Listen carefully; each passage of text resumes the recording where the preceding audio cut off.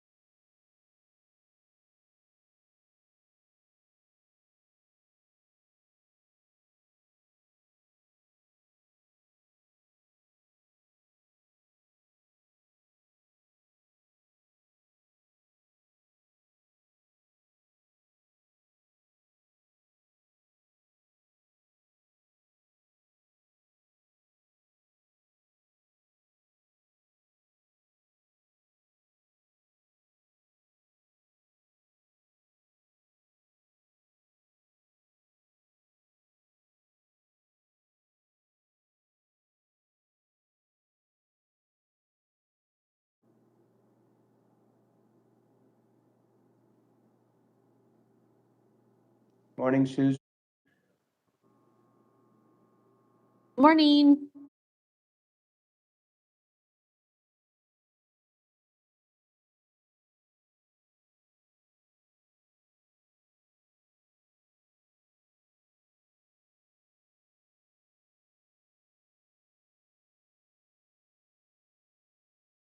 Inclined to go ahead and start to be respectful of people's time and be able for us to have as much opportunity as possible for the discussion.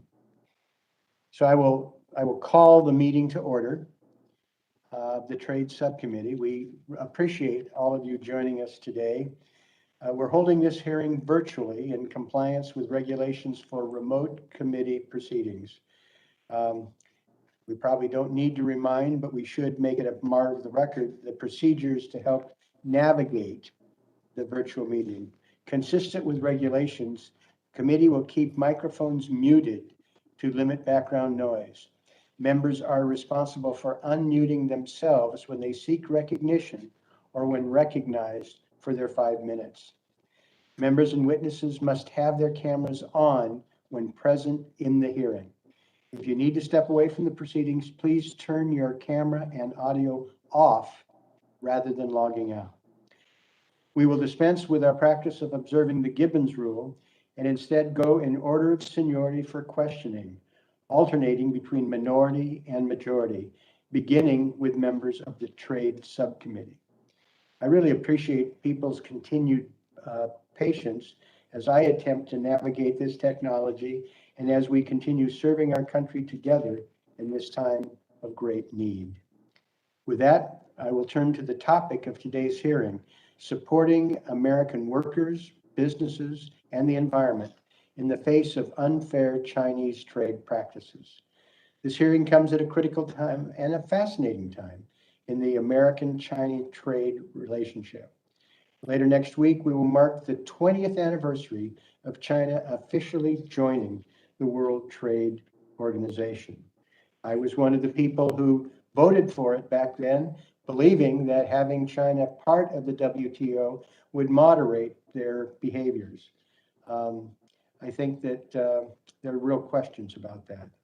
The results of China's 2 decades at the WTO, to put it mildly, have left much to be desired. Instead of joining other market-based world economies, the Chinese have doubled down on its state-driven economic model. Economists now describe this phenomenon as China shock, which has had devastating and sustained impact on American workers and businesses across the country. 20 years later, China's approach has not changed. If anything, it's expanded. While the global economy is still dealing with steel and aluminum overcapacity caused by Chinese subsidies, China is doubling down on this approach with its Made in China 2015, which has expanded its industrial model to focus on key sectors of the future. More broadly, China continues to demonstrate that it refuses to play by the rules. China will exploit loopholes wherever they exist. We've given too much of a free pass to China over the years, and I sincerely believe it's time to take these issues seriously and take a more aggressive and assertive approach.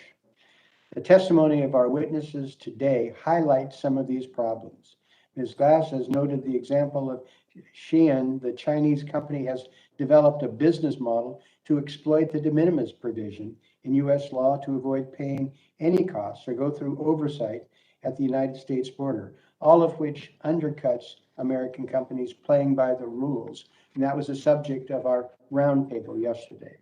Shein is also part of a Chinese textile industry that benefits from deplorable treatment and forced labor for the Uyghurs and other minorities in the Xinjiang region of China.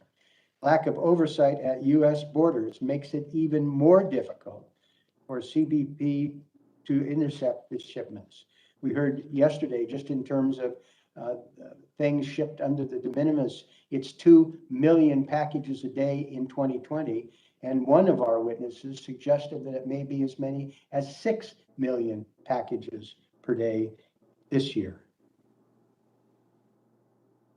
These are areas of key interest to me, and I think the committee, which I would hope we can legislate on in the coming months.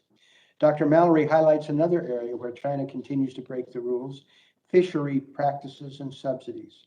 It's a similar story to other industries.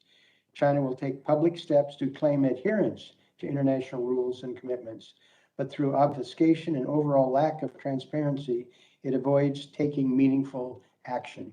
It's strip mining our oceans and using what amounts to slavery in some instances. 20 years on, it's clear to me that China is committed to its state-driven economic model and that the United States must adjust our approach to effectively grapple with this reality. The Trump administration highlighted many legitimate concerns with China's trade practice, but its approach, as we all know, was haphazard, too chaotic to be effective. They refused to address labor and environmental issues in China and were entirely unsuccessful in addressing China's industrial policies. Equally troubling, the Trump administration went it alone, labeling our allies as national security threats and leaving them in the dark. The Biden administration has provided a breath of fresh air. Ambassador Tai, we all know and respect, has completed a thorough review of the China policy she was handed and is creating a rational and coordinated strategy.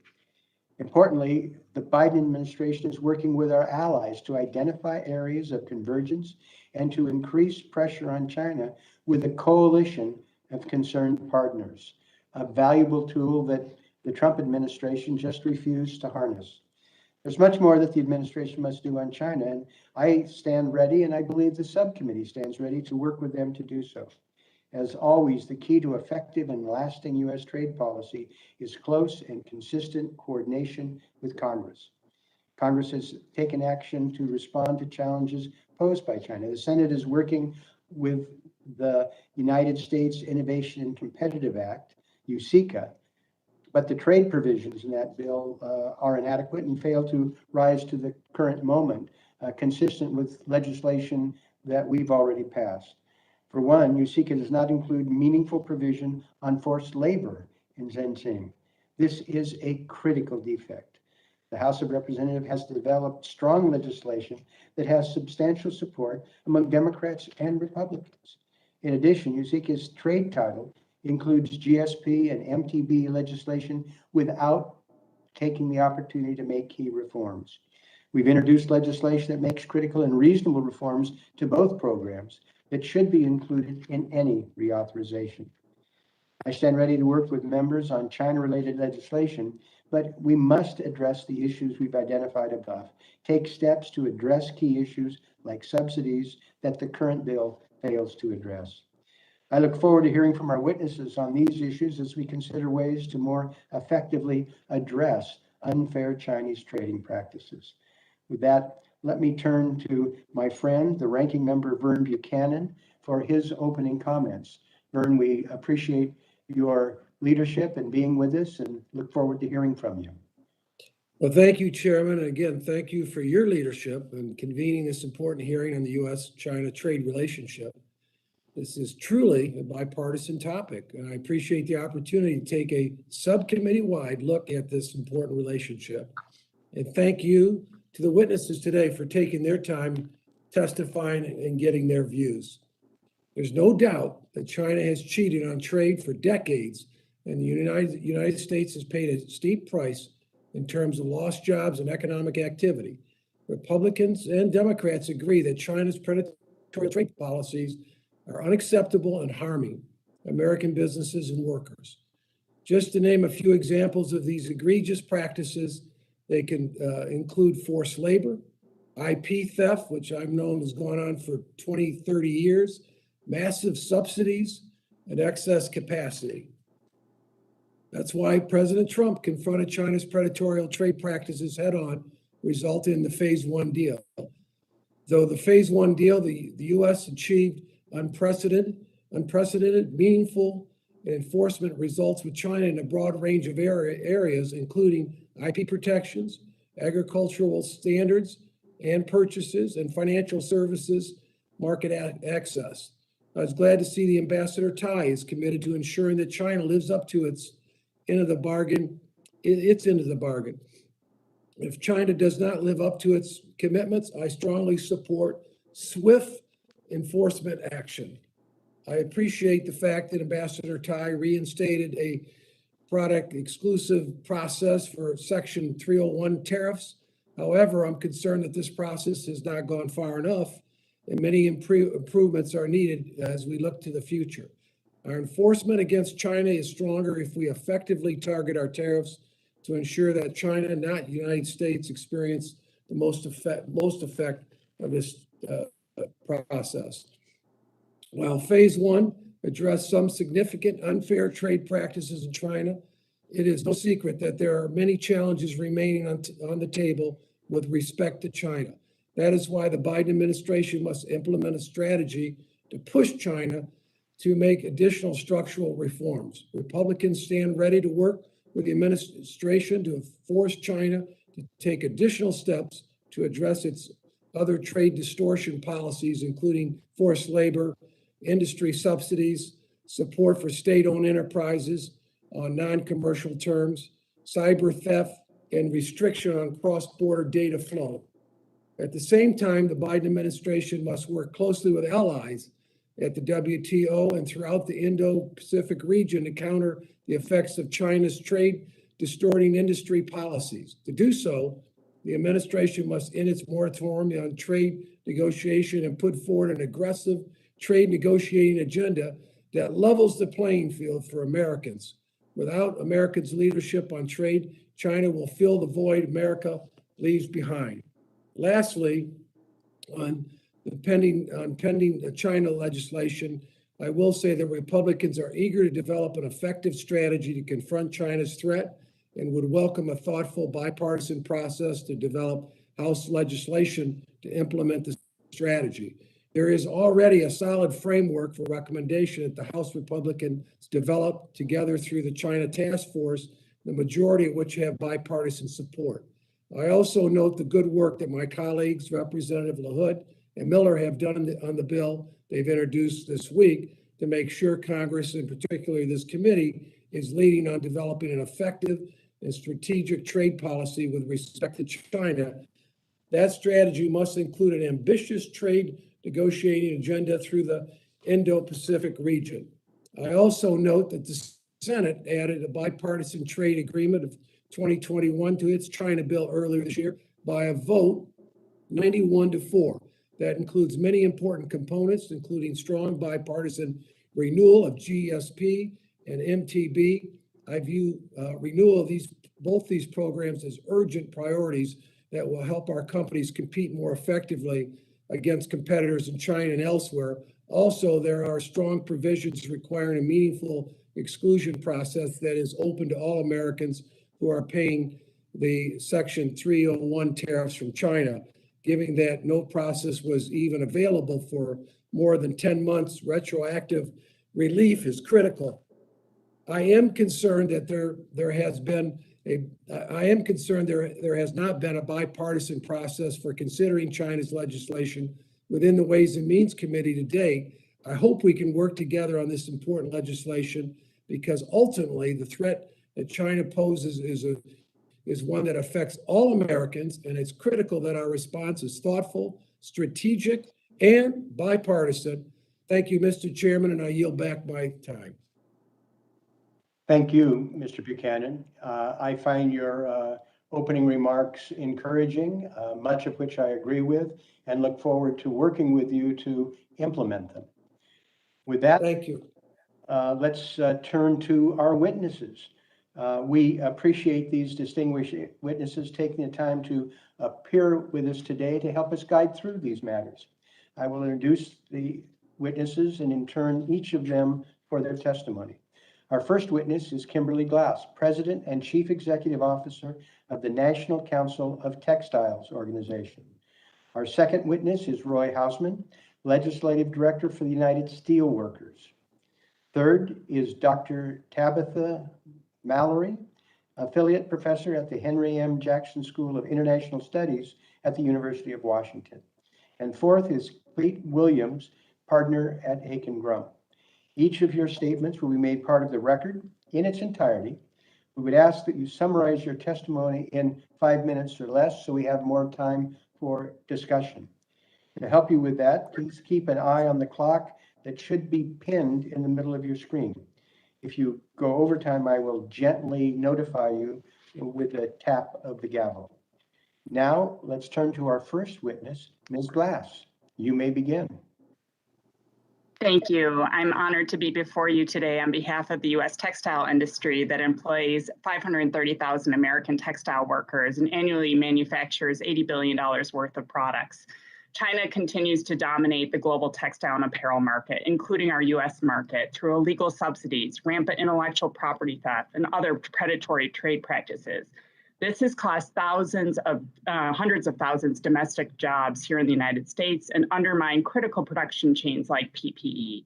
If I were to offer one overarching recommendation today, we need to hold China accountable and ensure our trade policies are keeping pace to address the rapidly emerging predatory challenges we are facing from China and others. China's abusive environmental and labor record is on full display in our sector and has been well documented. China makes up 44% of U.S. imports of textile and apparel products. 1 in 5 of our garments coming from China are made with forced labor from Xinjiang, with the worst human rights abuses imaginable. These items are bleeding into our supply chains and making it to our store shelves and into our closets.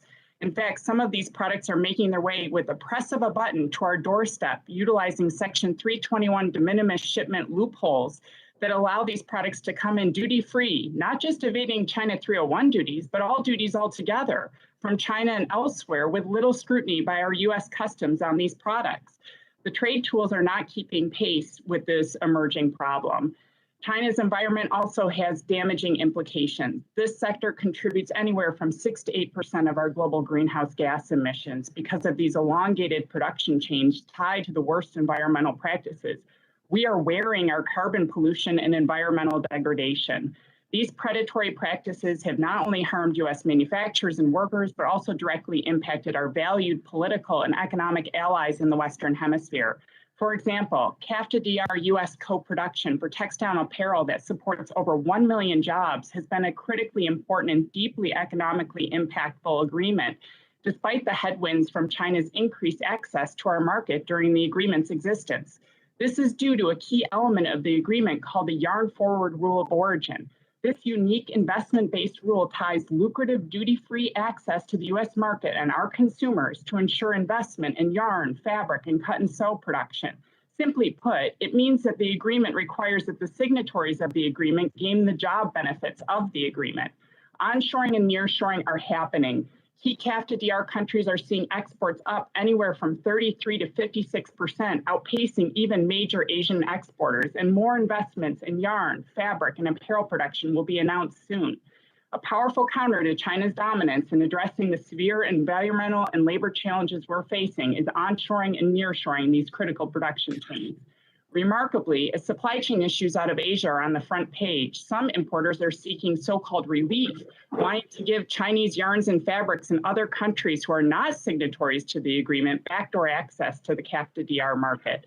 These Trojan horse ideas must be rejected out of hand because they hurt U.S. jobs, those in the region, and rewards other countries.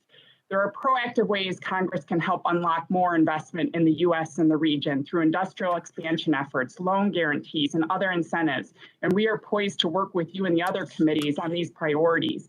Additionally, we largely support the Senate's USICA bill and various pieces of China legislation in the House. We note that some provisions in the Senate's USICA run counter to the bill's overall objectives and need to be addressed in the final China package. This includes the Stop PPE Taxes Act that suspends all tariffs on a range of PPE for an extended period of time. This damaging provision would cement China's dominance of global PPE production for years to come. We also urge Congress to pass the MTB immediately to help our U.S. manufacturers compete in the global marketplace and make the MTB duty relief retroactive. The MTB is a powerful tool to level the playing field in global sourcing for inputs that are not made in the U.S. but are used in our manufacturing processes. Beyond passage of the MTB this year, we urge the committee to review the detrimental trend of allowing finished products to enjoy MTB benefits because it benefits Chinese manufacturing at the expense of American and regional workers and industries. We also urge Congress to advance critical bills like the Brown-Portman bill sponsored, I believe, by also Congresswoman Sewell, to update our trade remedy laws to respond more quickly to repeat offenders like China.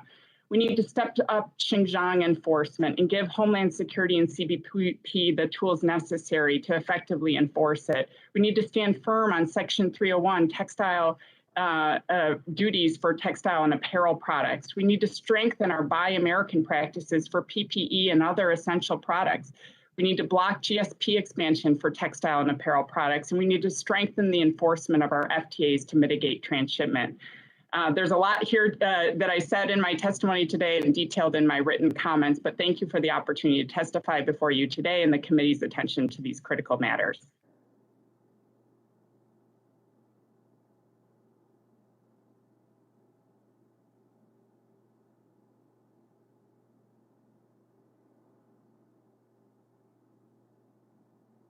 Earl, you're muted.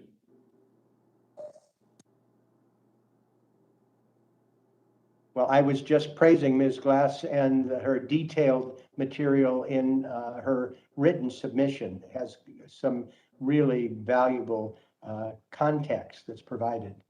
We'll turn next to Mr. Houseman. All right, Chairman Blumenauer, Ranking Member Buchanan, members of the subcommittee, thank you for the opportunity to testify today. My name is Roy Houseman, and I am the Legislative Director for the United Steelworkers, or USW. As the largest industrial union in North America, our members are an integral part of the manufacturing supply chain. We supply America with the goods that don't have to wait on a container ship, and the growth and rise of China as a global economic competitor has been watched and commented on by the union even before the U.S. voted to grant China permanent trade status in 2000. The U.S. government's approach to wrangle with China's economic policy since the U.S. granted PNTR status has veered from dialogue to tariffs. But for the union, our government's response still has not met the mark for the American worker. Let me provide for you some examples on how China's practices impact workers and how Congress can strengthen our country's hand by improving enforcement and improving our trade laws. Let's begin on forced labor. Earlier this year, USW Local 135L member Joe Rona testified at a Senate Finance Committee hearing on how forced labor in Xinjiang impacted him. Mr. Rona's testimony highlighted how his former employer, Ferroglobe, planned to expand into the solar supply chain, but less than a decade later, they idled a plant, causing 100 union members to lose their jobs, in part because around 80% of the solar supply chain is based in China. The failure of the Chinese government to live up to international norms, like ending forced labor, is really just a symptom of a larger problem that the labor movement has flagged for decades.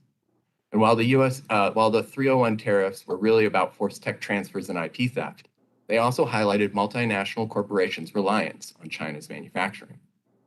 Anti-competitive, non-market conditions combined with worker rights violations still exist in China, and we cannot accept that solving forced tech transfers and getting the country to buy more US goods justifies a blind eye to China's actions towards Hong Kong protesters, an independent labor movement, the Uyghur ethnic group, or other violations of international norms.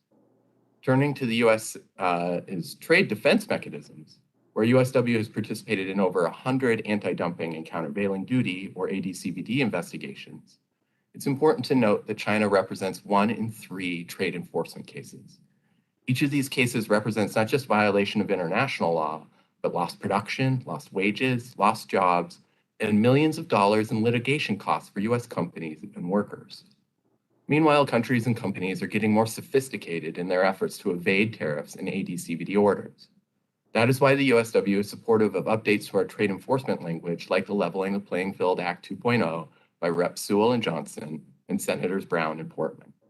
The legislation takes critical steps to address deficiencies in our AD/CVD process. Related to tariff enforcement, I must point out that earlier this year, an investigation by Customs and Border Patrol found not only circumvention of aluminum extrusion tariffs against China through the Dominican Republic, but also indicators of forced labor practices by the Chinese headquartered firm. The US government must address labor abuses by Chinese firms in third-party countries and ultimately hold companies accountable for not just circumvention, but labor violations when trying to import into the US market. Briefly on the 232 tariffs, the USW also sees the EU-US 232 arrangement as having promise and containing overcapacity in steel and aluminum, which is significantly fueled by China. The country represents over 53% of steel and 57% of aluminum production, much of it state-supported and carbon-intensive. The union urges Congress to support containing non-market steel and aluminum by supporting the 232 tariffs. Finally, the House and Senate will conference Senate Bill 1260, the United States Competition and Innovation Act. It provides a key opportunity to express our values and policy in regards to China. However, the last-minute Senate inclusion of the Generalized Systems Preference, or GSP program, creates concerns. I'll use tires, where USW is the largest union, as an example. My written testimony goes into detail on a number of GSP labor issues, but also highlights 3 Chinese-based firms building plants with capacity to ship over 27 million tires from GSP beneficiary countries into global markets, including the US. Why should we give a tariff preference to state-supported Chinese firms in third-party countries? USW looks forward to working with Congress to improve trade defense mechanisms and holding China accountable for its actions, both here in their home country and globally. And I look forward to answering any questions you may have. Thank you.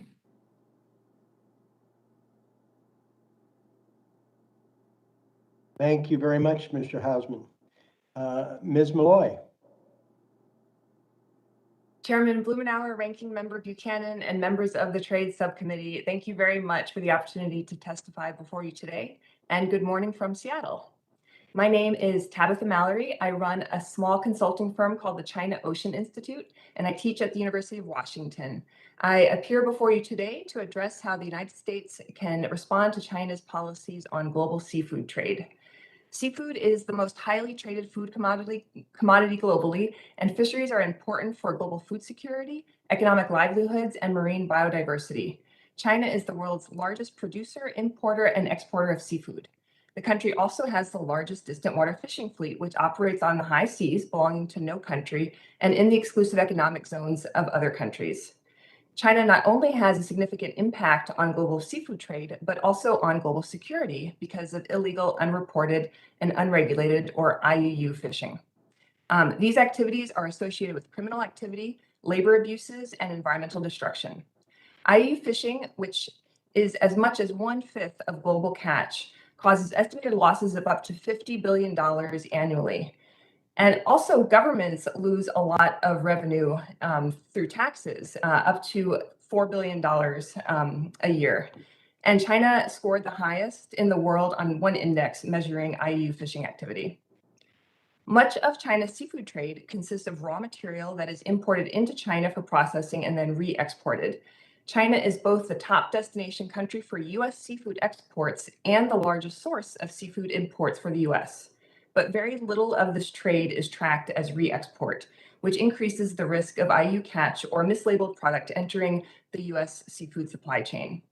One way of mitigating this risk is by improving seafood traceability.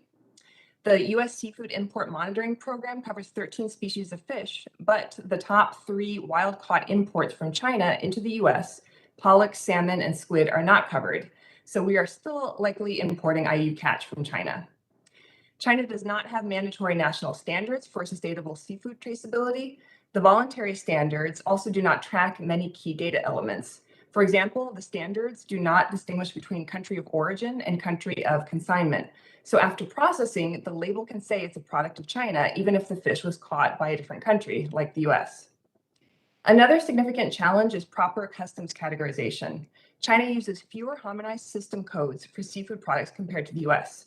HS codes are not standardized at the genus or species level and are not standardized across countries at the 8 or 10-digit level, making it impossible to preserve traceability across borders. I'll turn to fishery subsidies now. Subsidies skew the bottom line, making fishing more profitable than it would be otherwise. About 85% of China's subsidies were harmful in nature.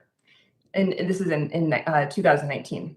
China seems to have genuinely decreased domestic fuel subsidies, but it's been accompanied by a loss in transparency. China used to report fuel subsidies, but now the funding is given to lower levels of government to allocate and is no longer tracked at the central level. Subsidies are disproportionately higher for distant water fishing than for domestic capture fisheries. Even though distant water fishing accounted for only 22% of China's overall catch, distant water fishing received 42% of China's total subsidies and 49% of the harmful subsidies.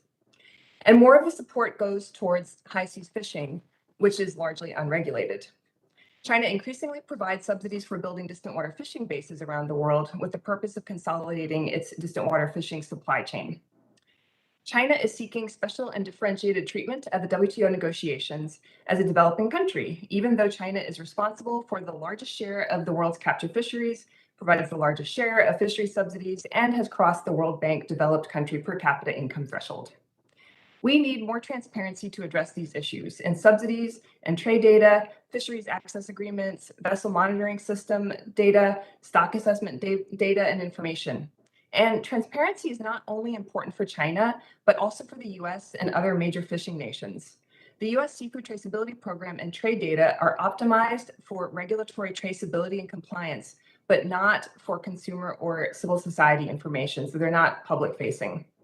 Even though China produces the most seafood globally, developed entities like the US, EU, and Japan are still the world's largest consumers of seafood, so we also have an important role to play here.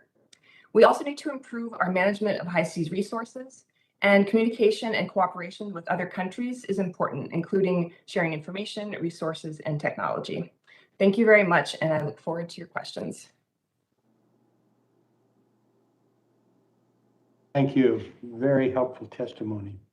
And now, Mr. Williams. Members of the subcommittee, thank you for the opportunity to testify. As you know, China uses numerous unfair trade practices in an effort to supplant the United States as the world's economic and national security leader. This includes massive industrial subsidies, the illicit acquisition of sensitive technology, outright economic coercion, and more. This morning, I will outline a 3-part framework to counter these practices and thwart China's ambitions. First, the United States must run faster with policies that encourage growth in key technology sectors where we are competing with China. The bipartisan USICA bill includes numerous provisions to assist, such as funding for the semiconductor and 5G supply chains, a federal commitment to AI, quantum computing, and synthetic biology, and supply chain resiliency efforts.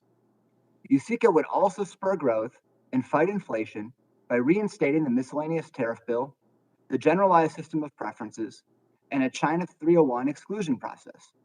This would lower costs for U.S. consumers and small businesses by billions of dollars and aid U.S. supply chain objectives. For example, increased tariffs on inputs and components have made it more difficult for companies to move manufacturing supply chains to the United States. The 301 tariffs in particular deserve attention. While in the Trump administration, I supported these tariffs to pressure China to stop its policy of forced technology transfer. However, they were not meant to be permanent, and some appear to be hurting the US economy without providing the requisite leverage to change China's behavior. As such, the administration should consider whether more targeted tariffs would better achieve our goals at less cost. In the interim, we should reinstate previous exclusions and start a new process for all products. This shouldn't be a free pass to eliminate all tariffs, but at least give companies the ability to make their case to the Biden administration using their criteria. At the same time as we adopt policies to run faster, we must avoid ones that would slow us down, such as non-competitive tax rates or an anti-competition agenda targeting the very same US technology companies that are competing directly with China's national champions. Second, the United States must adopt a robust defensive strategy to counter China's practices. If utilized appropriately, trade remedies, investment screening, and export controls can protect US industry from harm and achieve national security goals. But if not well targeted or coordinated with allies, they risk unintended economic consequences and limited effectiveness. USICA also includes worthwhile defensive elements, such as directing USTR to focus on Chinese censorship and CBP on forced labor. The committee could consider adding the Uyghur Forced Labor Prevention Act to the bill, but it should include elements to ensure it can be administered and enforced effectively, such as sufficient time to develop an enforcement strategy, input from industry, and clear CBP guidance. I understand the committee is also considering significant changes to anti-dumping and countervailing duty laws to address China's attempts to evade duties and subsidize production in third countries. These are meritorious goals, but the legislation should be honed through a hearing and markup to ensure it is effective and to ensure due process for all of the parties concerned. Likewise, the committee should ensure that any outbound investment screening mechanisms that it considers are carefully crafted to focus on national security and not as tools of economic coercion. The same applies to export controls, a tool whose effectiveness relies on being appropriately targeted at national security and coordination with allies. Third, countering China requires a comprehensive offensive trade agenda with bilateral engagement with China, regional trade agreements, and WTO reform. The Phase 1 deal helped achieve important structural reforms on agriculture, IP, financial services, and it's led to booming agricultural sales. China also appears to be falling short in some areas, but it's been difficult to make a complete assessment due to the limited information available. To help inform next steps, including whether to pursue Phase 2, focus on enforcement, or pursue another strategy entirely, Congress should ask the administration for a full report card and work together on implementation.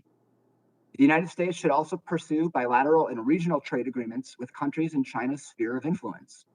The United States should join CPTPP and block China's attempts to do so itself. The United States was the driving force behind the agreement, and many of its provisions mirror the bipartisan USMCA.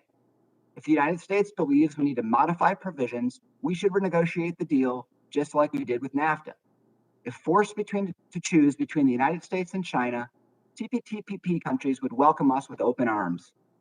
The United States should also pursue a digital trade agreement in the region, complete negotiations with the UK so we can stand together against China, and finish talks with Kenya to prevent China from further encroachment in Africa.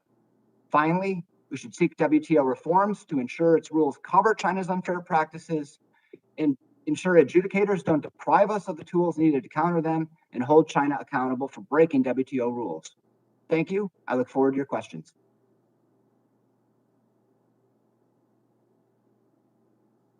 Thank you, sir. We'll now turn to questioning.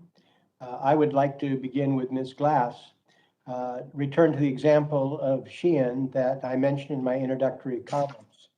In my view, the company's approach is a clear example of the many cross-cutting issues we face with China. The company is abusing or evading U.S. trade laws like de minimis and is in the middle of a Chinese textile industry directly linked to forced labor.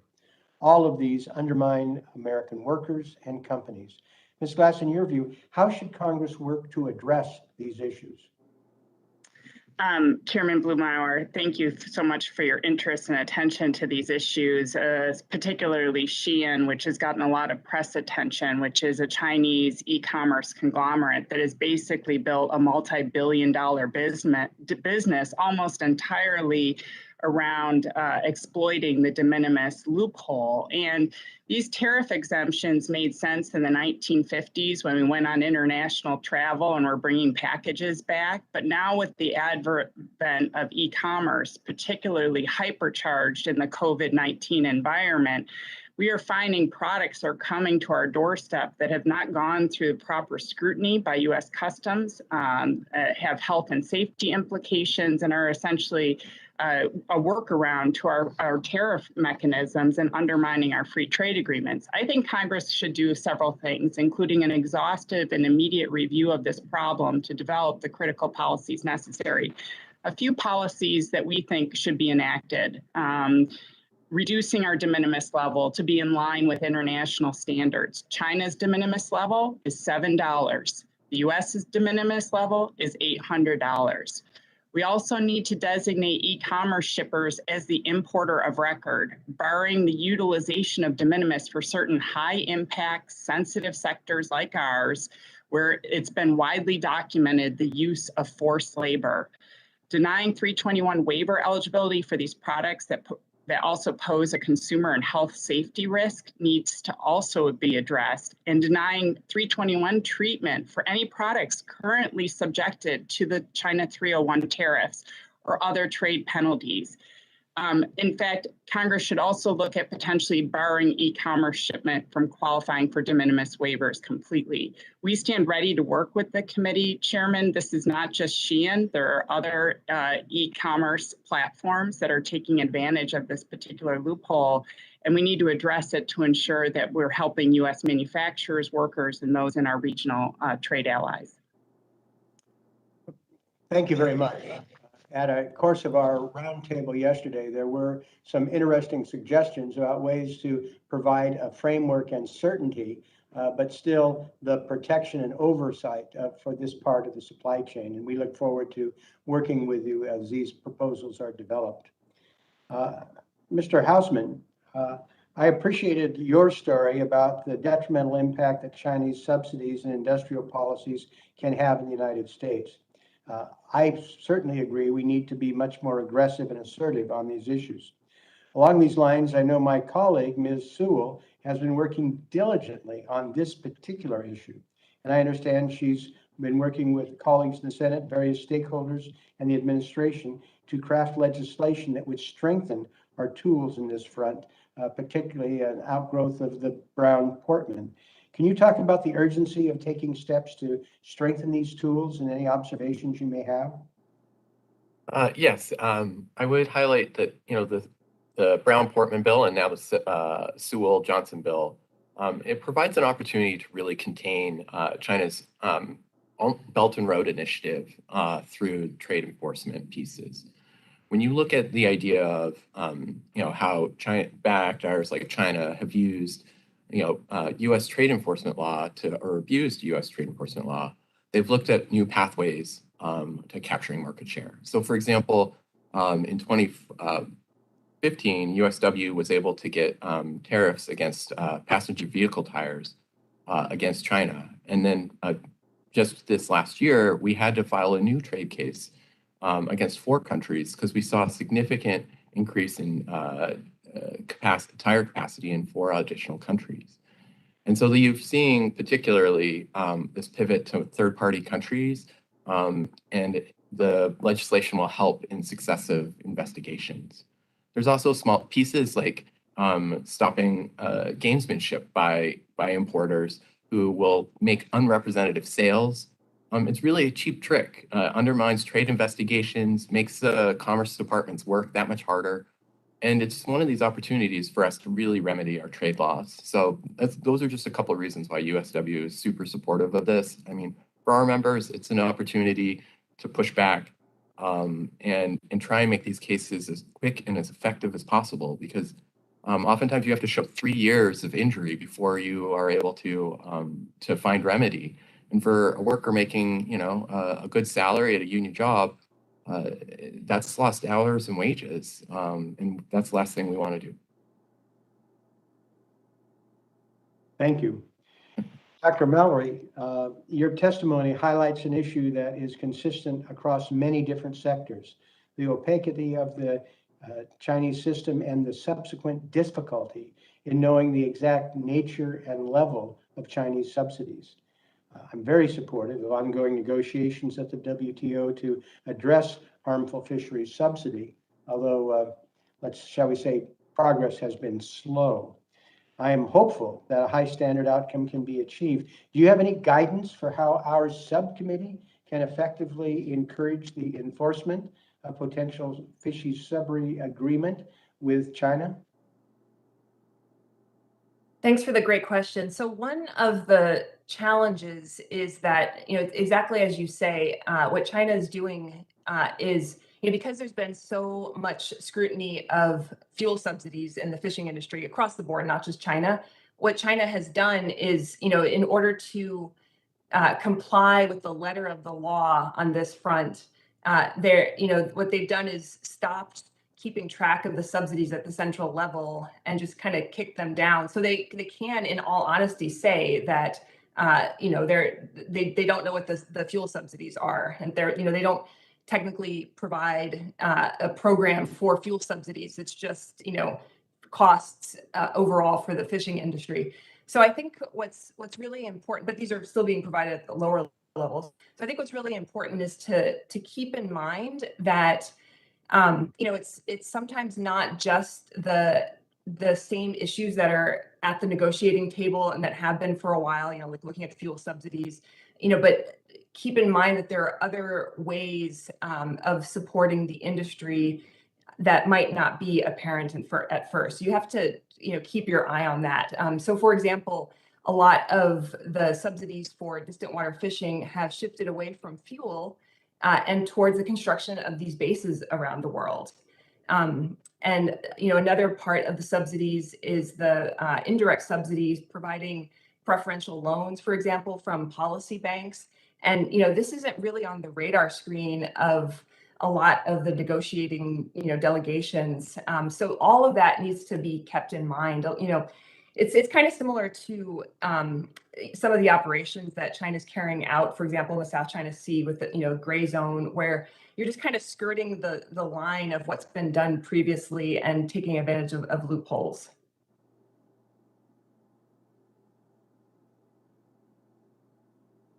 Thank you. I appreciate you responding in terms of getting a sense of the complexity and the interrelationship of these techniques. Look forward to continuing our conversation. This is an area of deep interest to me and appreciate your input. Congressman Buchanan. Well, thank you, Chairman. I can't imagine anything more important than talking about our relationship with China. I think we're all have this idea of free and fair trade. There's nothing about fairness. My sense with China, I go back, was involved with the U.S. Chamber Board IP issues. I went to Beijing 20 years ago. It's even a bigger issue today, just one area. So Mr. Willems, let me ask you, looking at what can we do now? I mean, there are things, I'm just looking at the next year in terms of Trade Promotion Authority, MTB, GSB, the things that we could get done, because I'd like to get some things done for our committee and for Congress and for our small businesses and jobs and all that. And then the other thing is I'd like to just throw out to you, and I'll ask Ms. Glass the same thing, is TPP. I had a chance to travel with Chairman Paul Ryan at the time and other members. We went to Asia when this was something that we were engaged in, that conversation before. There was a lot of people for it and then they became against it. But the bottom line, it was pretty obvious. All those countries in and around China didn't trust them, didn't like them, but felt like they had to work with them. So I'd like to have you just, whether my sense is as we got involved with USMCA, TPA is something we should be looking at as well. So what's your thoughts? What can we do near term and make a big difference, or the low hanging fruit? And then as we look down the road a little bit, things like TPP and other things that would be maybe positive and impactful. What's your thoughts on that? Well, thank you very much for the question. In terms of what we should do in the short term, USICA is something that's staring us in the face right now. And what I would really like to see is a bipartisan process, just like we had in the Senate. You know, the Senate Finance Committee worked together, Republicans and Democrats hand in hand. That's how they got a 91-4 vote for that Trade Act. And I'd like to see the same thing in the Ways and Means Committee, working through that title, figuring out, are there things you want to modify? Are there things you want to add? Are there things you want to take away? And ultimately making that part of a larger package. Because I think the package of USICA has a lot of positive elements. It does have things about running faster, does have defensive elements, and then ultimately I think it can have positive trade elements as well. And I think among the provisions, reinstating a China tariff exception process would be first and foremost in my mind. As I mentioned, I was a part of this. I was a part of the team that put these things in place, but they weren't meant to be permanent. And they were only meant to be in place to leverage China to change behavior. And so we have to ask ourselves, is that working right now? And if it's not, let's figure out a better way to pressure China. And in the interim, you can do something like a tariff exclusion process that is going to allow companies to go to the Biden administration, make their case. Biden administration can look at them using its criteria and say, look, should we grant that exclusion in the interim because it's going to help us with our supply chain goals, it's going to help us fight inflation, it's going to help us grow the economy. That's what I would do in the short term. And then over the longer term, as you mentioned, we've got to get back in the game in the Indo-Pacific region. I know that TPP has been a difficult political issue for a lot of people. And my view is that if the agreement as originally negotiated doesn't work for you, let's renegotiate it. Let's do exactly what we did to NAFTA, update it and make it more in line with our goals today. And I think we need to have a sense of urgency there. I hear a lot of people say, oh, China's not really serious about joining. It's never going to happen. And I can tell you, I've talked to countries in the region who are taking China's bid very seriously and are looking at that. And for us to let them take advantage of an agreement we negotiated in the first instance and use it to bring them closer to our allies, I think would be a major, major mistake. Well, I know a lot of the countries would love our engagement. Ms. Glass, would you want to add just short-term, long-term, next year compared to looking down the road? What's your thoughts? Well, thank you so much for the question, Ranking Member Buchanan. I think our industry would say that having just lived through a global pandemic and still struggling through some of this, that 2021 is very different than where we were in 2015. And there are many front burner issues for our industry related to trade right now, particularly as China and nearshoring efforts that demand our immediate attention and focus before rejoining or contemplating rejoining the TPP, and whether or not the TPP is actually good for American workers and manufacturing industries. So I would urge the Congress to focus in on some of these other areas first as a priority. I know Ambassador Tai has indicated putting a pause until we have a further foresight into some of our most pressing issues associated with China. Thank you, and I yield back. Thank you very much, Congressman Buchanan. And I think Mr. Williams raises an interesting point. Some of these tariffs simply didn't leverage behavior, and we ought to be open to things we can do on a bipartisan basis, starting with working through provisions of USICA that I think there can be progress. I look forward to our actually legislating in that regard. May I turn to Mr. Kind? Well, thank you, Mr. Chairman. I want to thank our witnesses for your testimony here today. And Mr. Chairman, thanks for holding such an important hearing. I mean, the subject matter of this hearing is one that we should have a lot of hearings over because it deals with one of the key questions, the key challenges that we have in the 21st century, and that's the U.S. relationship with China. And trade is a large component of that. And I agree with Mr. Buchanan's comments earlier that, and I'm all in as far as strengthening what trade remedies and enforcement tools that we have available right now, but it should be done in a thoughtful manner. We should have hearings on it, try to work constructively on a bipartisan basis, reach consensus. That'll be more sustainable in the long run, I think, especially dealing with our relationship with China moving forward. Mr. Williams, let me start with you because I appreciated your comments and your written testimony. And again, you just raised it here today about what a mistake it was for us to withdraw from the Trans-Pacific Partnership Trade Agreement. And Mr. Buchanan just referenced that himself. I've said in the past, and I'll say today, that I think it's one of the great strategic mistakes we've made as a country in the 21st century. We've excluded ourselves from the fastest growing economic region in the globe, the Pacific Rim area, in a trade agreement with many nations that share our values, but also addresses the structural reforms we're demanding China to make. And that's what I don't get in our withdrawal from the TPP, because in it, there are enhanced intellectual property protections, prohibition against forced tech transfers, prohibition against forced joint ventures, the subsidization of state-sponsored industries, the overcapacity and the dumping issues that China is fond of practicing, all with strong enforcement mechanisms in it. And I guess we're at a seminal moment for our country to make a decision of just which way we're going to go here, whether we resort to more self-help, more unilateral action, which will only, I fear, invite like-kind action from other countries, tit-for-tat trade wars, or whether we try to work in a constructive fashion in a rules-based global trading system, one that we tried to help shape and lead and form since the Second World War. And the TPP, the new CPTPP, fits within that dynamic. So how crucial do you think it is for us to find a path forward in that again? What recommendations would you make, knowing that there are certain provisions that will have to be adjusted and changed for it to be acceptable in a bipartisan fashion here at home? And what type of timeline do you envision with all this? Well, thank you, Congressman Kine, for your questions. As a fellow Wisconsinite, I think we're very like-minded. Maybe it shouldn't be surprising. Look, I think it's critical, and I think time is of the essence.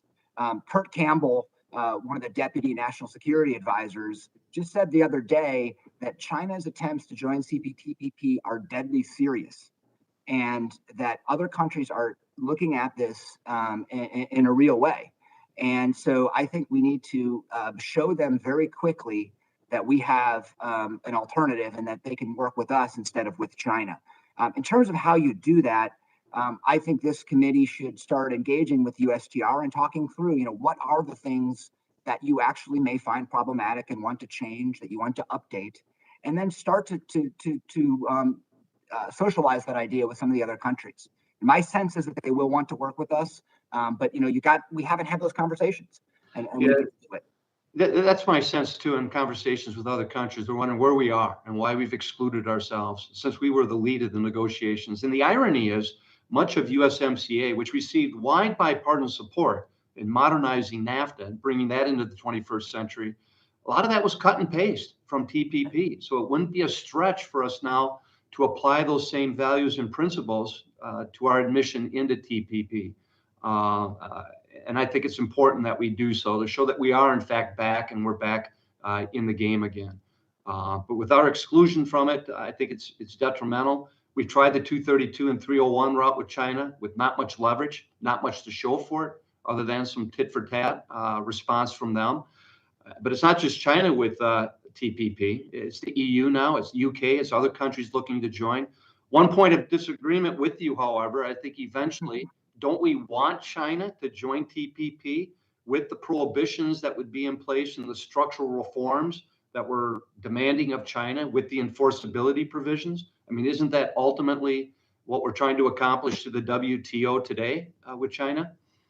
Well, I think over a long enough time horizon, you may be correct. I think in the short term, their participation would water it down and it would inhibit our ability to really link supply chains with allies. But I think over time, you would want to do that. And maybe you can better do that through a multilateral organization like the WTO. Okay, thank you. Thank you, Mr. Chairman. Oh, thank you, Ron. That's, you're, as always, very thoughtful and looking at the big picture. And I think you're correct that we need to spend more time and a thoughtful approach working through these issues. I think there is a lot of common ground and there's some experience that we can take advantage of. And I look forward to working with you and the subcommittee to focus on these relationships and make some incremental progress as we go along. Mr. Nunes. Thank you, Mr. Chairman. Appreciate it. Thanks for holding this webinar. And my question's for you, Mr. Willems. The last administration worked very hard to change the trade relationship with China, including putting on tariffs and numerous other matters. And in your testimony, I thought it was very thoughtful, the need for USTR to deliver a report to Congress on China's progress. And so my question is kind of twofold, but can you kind of expand on that thought on what USTR should look at and how they should base it, what they should base it on? And then also what your assessment is of China living up to their phase 1 obligations. I appreciate you. Thank you. Thank you very much, Congressman, for the question. I may take them backwards if you don't mind. In terms of their general track record, and this is based on the limited information we have from public sources, from companies who do business in China. Generally speaking, I would say it appears that they are implementing most of the structural commitments. And in my opinion, the structural commitments were the most important in the deal because those really got China to change systemic laws and regulations rather than simply purchasing more products over a 2-year horizon. So I think the structural is more important. It seems like they're doing most of the IP. USTR and its national trade estimate criticized some of the things on counterfeit, which is some of the, an area where they obviously can improve. I've heard at agriculture, I think USTR said they've done 50 of the 57. They said that in a public document, 50 of the 57 structural components. The one area where companies have complained is on biotechnology. On financial services, they were supposed to open up those sectors where you wouldn't require majority Chinese ownership anymore. And I've heard some companies starting to get licenses to operate in that market. So there are some successes, but it's mixed. We don't really know for sure. On the purchasing, it does appear agriculture is doing incredibly well. I'm sure you have heard from constituents who have sales going into China at levels that they've never done before. But in the other areas, they seem really, really short. But that's sort of my perception from being in and around this space. But what you really need is a report card. And, I've heard from many members on the Hill that they don't have any visibility into this. And so, look, I don't want to prescribe that there's one way to do this, but I think USTR does owe you all a briefing. It can be confidential. It could be part of the report on China's WTO compliance that they do on an annual basis. There's lots of different ways to do it, but they need to give you that visibility so that you can work with them and figure out what do we do next. Do we, pursue phase 2 because they've done a good job on phase 1 and maybe that signals something about phase 2, or do we double down on enforcement and do we look at ways to get more leverage over them? So again, the clarity is important. I don't want to say there's one specific way you have to do it, but I think it just needs to be done more than it has been to date. Thank you, Mr. Willems. That's, I think, very thoughtful approach, and I think we should explore it. With that, Mr. Chair, I'll yield back. Thank you very much, Mr. Nunes. Mr. Davis.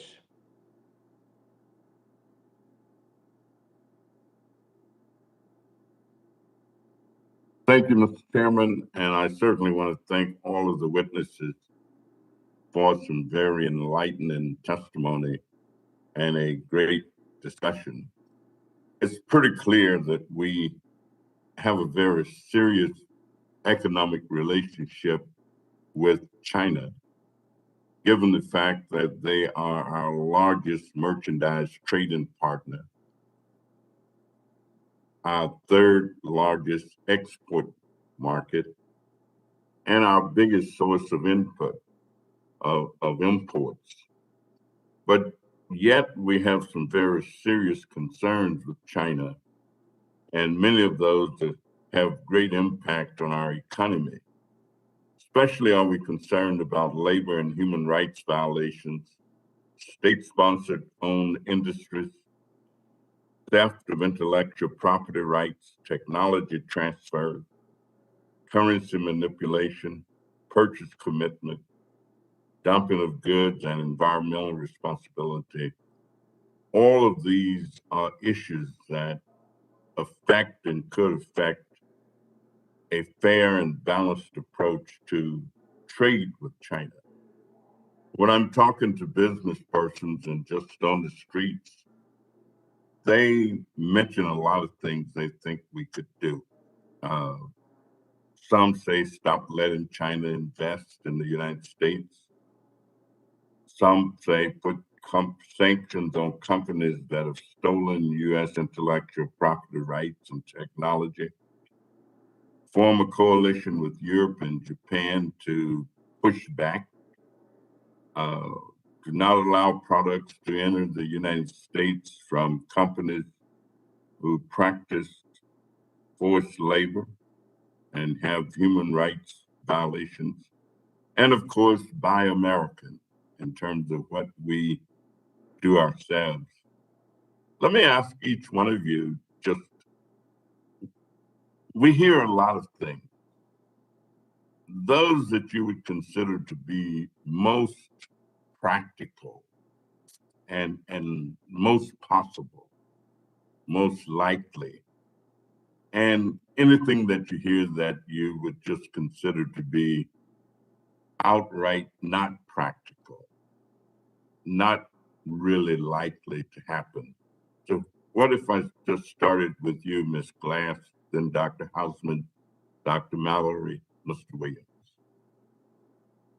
Congressman, thank you for the very thoughtful and challenging question. You know, on the practical side, the impractical is we're never going to be able to limit China's capacity in the global marketplace, meaning they are going to continue being a pervasive player. So as many guardrails as we can put up are incredibly important, but it's just with that profound understanding that they are going to be a strong entity for many years to come and are bolstering some of their industries in ways that we've never seen before. And in fact, Congressman, just to note something on subsidies, over the last 10 years, unit prices for textile and apparel products have been on a steep decline from China, and over the last year have decreased 25%, yet consumer prices for these products have increased 4%. So who's making the money, and how is this being subsidized? But in terms of things that are in our trajectory that we can get done very, very quickly, beyond the MTB passage to help some U.S. manufacturers compete in the global marketplace, closing the de minimis loophole, effectively banning the cotton and cotton products coming from China, from Xinjiang. I do not believe we've given CBP the resources to effectively administer the withhold release order. We should be holding daily press conferences on the stopment of shipments coming in, because that will help recalibrate supply chains, both here to the U.S. and to our Western Hemisphere partners. The other thing I want to note, Congressman, and maybe a little bit outside the committee's jurisdiction, but the Chinese give their companies interest-free loans to invest in places like Central America. We need to be competitive in the kinds of loans and tax structures here in the United States and in our regional partners to help more U.S. companies invest as they're recalibrating supply chains out of Asia. These are some proactive things that we can do in the very short term, and I'll cede back my time for this very, very thoughtful question. Thank you. Thank you. Mr. Houseman. Yes, briefly, since I think there's not a lot of time here. I think on a practical standpoint, I think actually the time has expired. Okay. So if you could just briefly make a comment, I would appreciate it. Sure. I would say one key component for us is that no matter how our investment strategy and trade strategy is how we incorporate our labor rights into this scenario.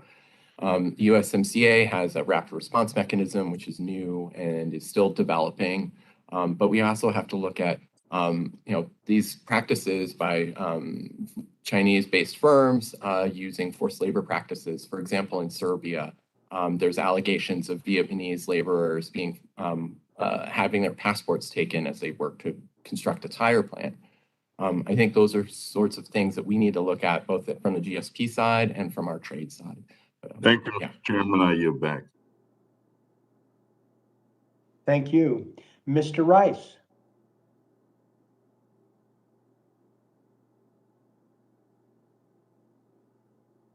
Mr. Chairman, and I'm so happy that we're having this hearing today to discuss global trade issues, and particularly the issues with China. I think that the Trump administration set upon a very aggressive path to try to deal with a bully in the international trade area. And unfortunately, I don't think the Biden administration has proceeded with that aggressive path. And I think that's really the only way we can deal with these folks. I want to say to Mrs. Glass, I really appreciate her being here today. Textiles obviously employed tens of thousands of South Carolinians, and actually in my district with fiber industries and Highland Industries, among others. So I understand and appreciate the concerns of the textile industry with respect to the Chinese willingness to be an international bully and to exploit every loophole to try to avoid the law. I also want to say thank you to Mrs. Mallory. Obviously, living on the coast of South Carolina, the seafood industry is very important to us as well. And to Mr. Houseman, I have at least 2 steel mills in my district between Nucor and Liberty in Georgetown. So I understand how the steel industry is affected by unfair trade and theft of intellectual property and all the things that we talk about China ad nauseum and never seem to find any real solution to. I wanted to speak for just a moment to Mr. Williams. Mr. Williams, I agree with your assessment that these tariffs were put in place only as a temporary measure to force China to the table. And unfortunately, we were sidelined for COVID, and then we've had a change in the administration. I'm really not sure what the Biden administration's trade policy is with respect to China or anybody else. The hold on aggressive negotiation with China makes zero sense to me. And I think we've gone so far to pull China to the table. We achieved the phase 1 agreement. The phase 1 agreement was never intended to be the end. We were going to move on to multiple phases. And I think in the end, the prior trade representative, prior administration made it clear that what they wanted was a unilaterally enforceable trade agreement with China, because the World Trade Organization itself is really not an effective arbiter of disputes, because it takes so long and it's really not practical. So in the end, sir, I was curious about where you saw what our objectives were in the ultimate deal with China that we got sidelined with, and now we've had a change in administration. Thank you, Congressman. In terms of the objectives that we set out to achieve, I mean, the first one, and the one that was governed by the statute, by Section 301, was that we wanted China to change some of its most unfair practices. And we were trying to negotiate disciplines that would require them to change those practices. And first and foremost among them was forced technology transfer. And, we made some incremental progress in the phase 1 deal. They eliminated some policies related to forced technology transfer, but it really was in a more limited area than we would have liked. We had tried to do it much more broadly. But that was just phase 1. Right. We were going to move on to phase 2 and maybe even phase 3, right? Right. And I think that we should revisit whether that is appropriate. And I do think we need to continue to engage with China, because even if we're making incremental progress, that's better than letting them get away with what they've been doing for years. And ultimately that, if we also have more market access, that helps our companies, that helps our economy. So I do think we should think about, we need, as I mentioned in my testimony, we need more information from USTR about how phase 1 is going. And then based on that information, I think it can help you all direct them. Where should we go in a phase 2? What else should we be looking at? But there were things that were left on the table in the negotiations. There was a much broader services chapter that ultimately. Well, it seems to me I've been on this trade subcommittee for, 5 or 6 years. And every meeting we have about China, we talk about the same issues.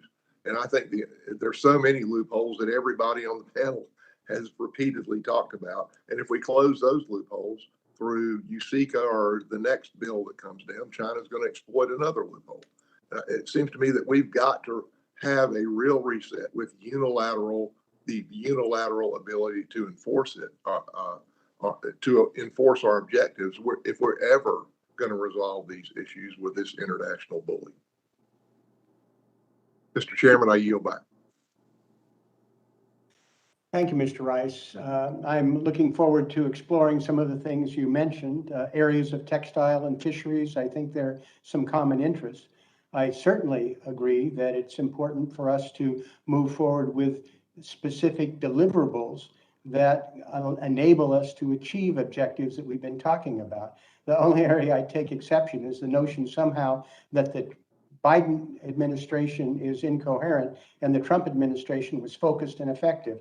I think they confused our friends and allies, imposed huge costs on American business and consumers with very little tangible results to show for it. And I think we have an opportunity with our subcommittee to take areas that we agree on and make some progress. And I look forward to working with you in that regard. I think if we pursue China in an incremental fashion, there will always be the next increment. And the only way to do it is to have a wholesale change that we can unilaterally enforce. And I worry, and we need to have a hearing about the financial relationship of the Biden family and China. I worry about that. I think that's a real concern. Sure you do. Thank you, Mr. Rice. Ms. Dobeni.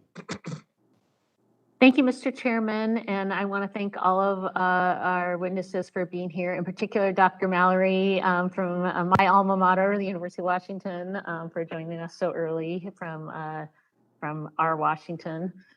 First, I wanted to talk about the significance of the digital economy and the challenges posed by China's restrictive digital policies. In our state of Washington, it's home to a vibrant technology industry, and digital trade is especially important to the state's more than 5,000 technology companies and $2.8 billion of digital exports. Nationally, U.S. exports of digital services are worth over $500 billion, and the Chinese Communist Party is currently advancing its own model for digital governance that favors censorship, surveillance, and control over civil rights, privacy, the free flow of data, and an open internet. For example, China's new so-called privacy law requires even more data localizations, steep fines, and ambiguous requirements for American companies. And this law has led to companies like US companies to pull services from the Chinese market, yet it exempts the Chinese government, so it'll continue to have access to its citizens' personal data. I'm concerned not only that enacting these policies internally in China, but that it's exporting this model to countries around the world. So if the US doesn't reassert global leadership in this area, our economy and our global influence will be put at a significant disadvantage. One action Congress can take is to pass our own federal consumer data privacy law that gives Americans control over their data and helps us bring policy to the international table. That's why I authored the Information Transparency and Personal Data Control Act, so that we have a strong national privacy standard.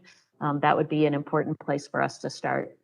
I also just wanted to express concern that Dr. Mallory raised over Chinese government's tariffs on seafood, harmful fisheries subsidies, and distant water fishing fleet. Dr. Mallory is an expert on these issues. You know better than most about how the seafood industry is so critical to Washington State's economy, our tribal communities, and our culture. And sustainable fisheries support 60% of Washington's maritime economy. That's 146,000 jobs and $30 billion in economic activity, and China is a major export market. So Dr. Mallory, I wondered if you could speak to the importance of the seafood trade between Washington State and China, how it impacts fisheries management, indigenous populations, businesses, consumers, and workers. And thank you again for being with us. Thanks for the great question. So the state of Washington, what kind of shows how important that relationship is between the state of Washington and China is the fact that the only other city that all the senior Chinese leaders have visited since Deng Xiaoping, besides Washington, D.C., has been Seattle because of the importance of trade. And, certainly the last few years have negatively impacted that trade. And I think it's important, and this kind of gets back a little bit to Congressman Davis's question earlier too, like, what practical solutions can we really pursue? And I think first of all, we need to take a longer term view on our relationship with China. I think it's really important to differentiate between the average Chinese citizen, many of whom in China are very upset about the direction that their governing system has taken. There's a difference between those people and the current administration in China. So I think it's still important to think of ways in which we can engage with China that are, less threatening to the U.S. economy and security. To get back to the, Representative Davis' question too, I think getting ourselves right first is really important because we are not going to be able to change China. And so working on our own infrastructure, our own economy, becoming a, vibrant, maybe more manufacturing of U.S. goods, so that, we can be a country that other countries want to actually, purchase our goods from. I don't think we want to be in the position of insisting that another country buy our goods. I think, just the power of, our own production, I think should be attractive enough. And so, I think for Washington State, we are a great model for this. We have a great maritime economy, vibrant fisheries, a tech sector that is really innovative. We've done a lot on blue economy, the Sustainable Port Initiative. So all of that, I think if we're thinking about ourselves and how to get, the balance of, economy, trade, and fisheries protection right in the Pacific Northwest, even more broadly, I think that, can be a great model moving forward. And, also speaking of the CPTPP, I think that's an important component of this too, because the CPTPP has much stricter environmental regulations incorporated into it than China's RCEP does. And so, at least on environmental fronts, I think it's a really important agreement. And it provides, were the U.S. to rejoin that, I think it provides alternatives to other countries besides just China. And it also gives us more opportunities besides China to export the goods that we produce on the American markets. Thank you. My time's expired. I yield back, Mr. Chairman. Thank you very much. Mr. LaHood. Thank you, Mr. Chairman. I want to thank all the witnesses for their valuable testimony here today. And Mr. Chairman, thanks for having this hearing today. I do think it is timely, as we've heard from the conversation already. Lots of opinions on China. And frankly, it's been a little frustrating with the current administration that we haven't seen a substantive trade agenda as it relates to China in the Indo-Pacific region. We've had multiple reviews that have gone on by this administration.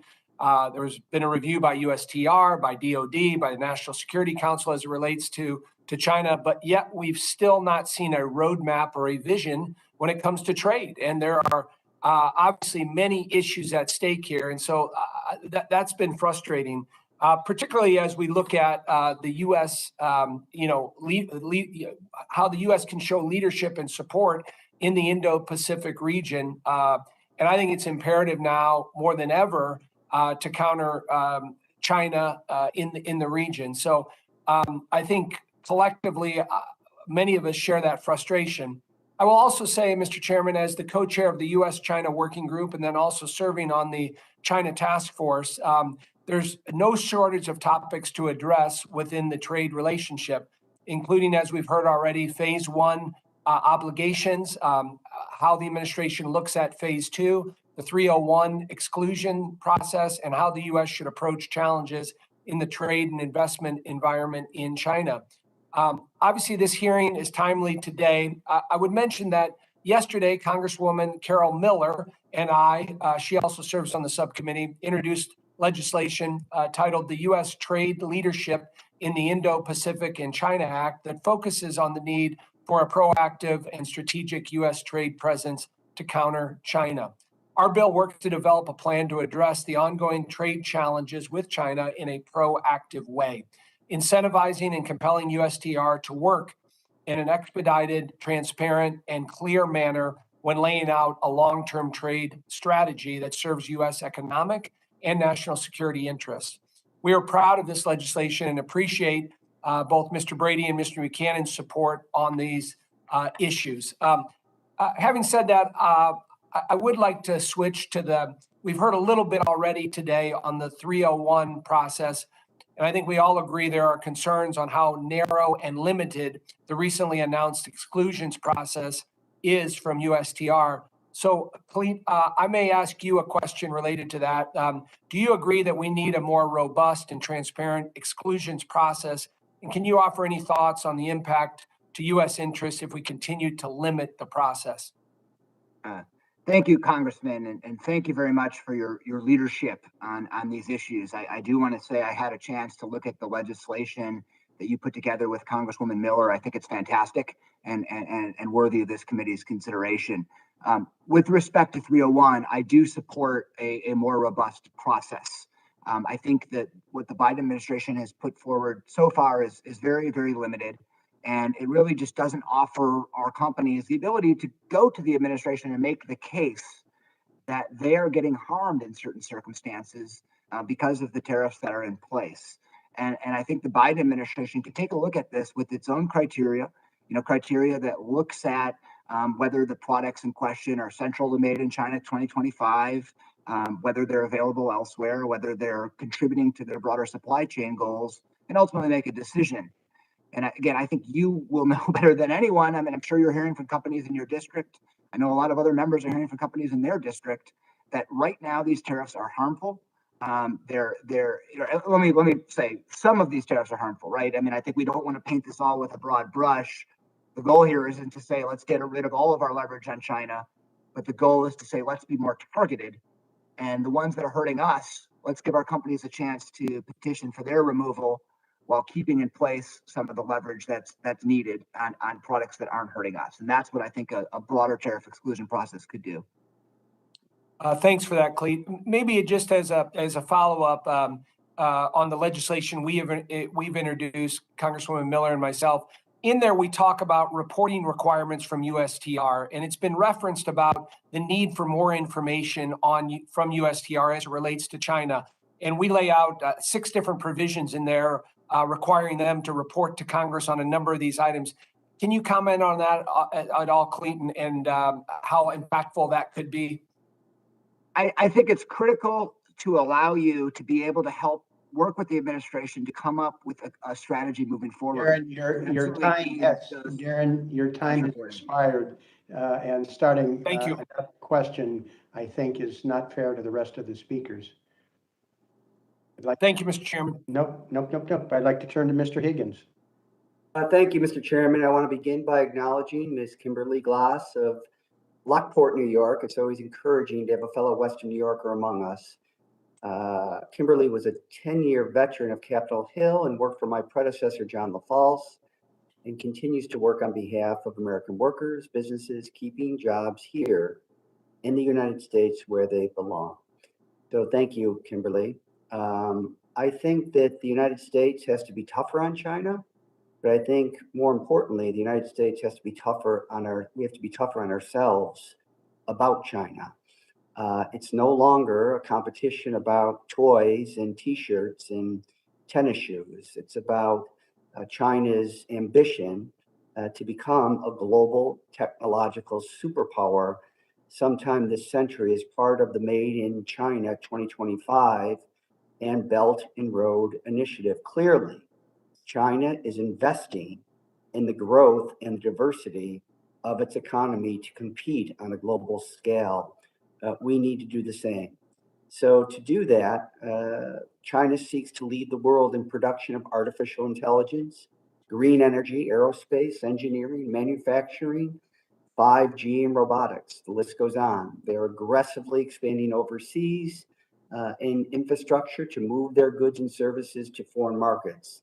All the while, they take U.S. intellectual property, deny American firms access to their markets, and subsidize their favored industries to create gluts of global oversupply that harm American businesses and workers.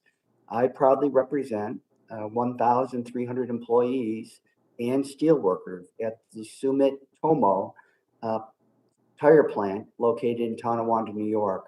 That facility has been in continuous operation since 1920.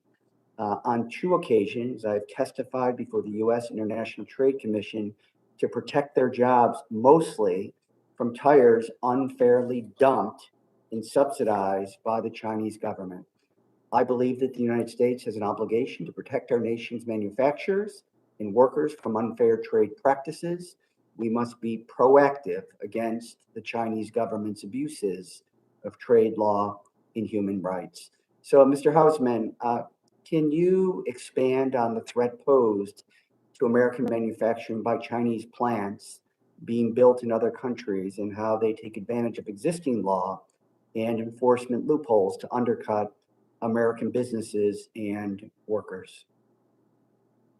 Yes, sure. I think this is a key piece here is that, our union is using our trade enforcement laws and spending significant resources to defend, workers like those that are in your in Sumitomo plant.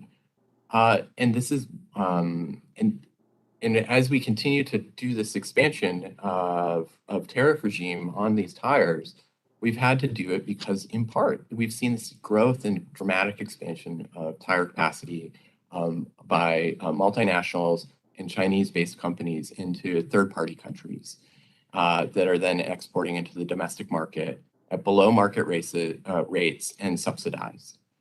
And so, our concern, and mentioned earlier in the testimony here, is this idea that, China is now expanding into GSP beneficiary countries with significant subsidization and providing resources to build plants that will be an export model into the U.S. market. And so really it is a question is, should our general systems preference program, or should we provide tariff cuts to third-party countries that are providing significant resources to Chinese firms to build into their facility? Like Serbia provided tax abatements and provided resized their they reformatted their industrial land policy to help build the plant, and now are turning a blind eye to forced labor conditions by by Chinese workers on Vietnamese transplants.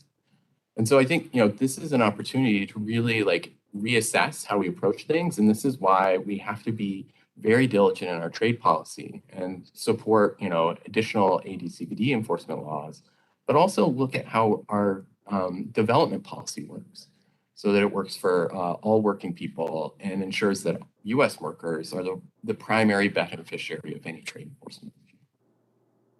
Thank you very much. Mr. Chairman, thank you for your leadership, and I yield back.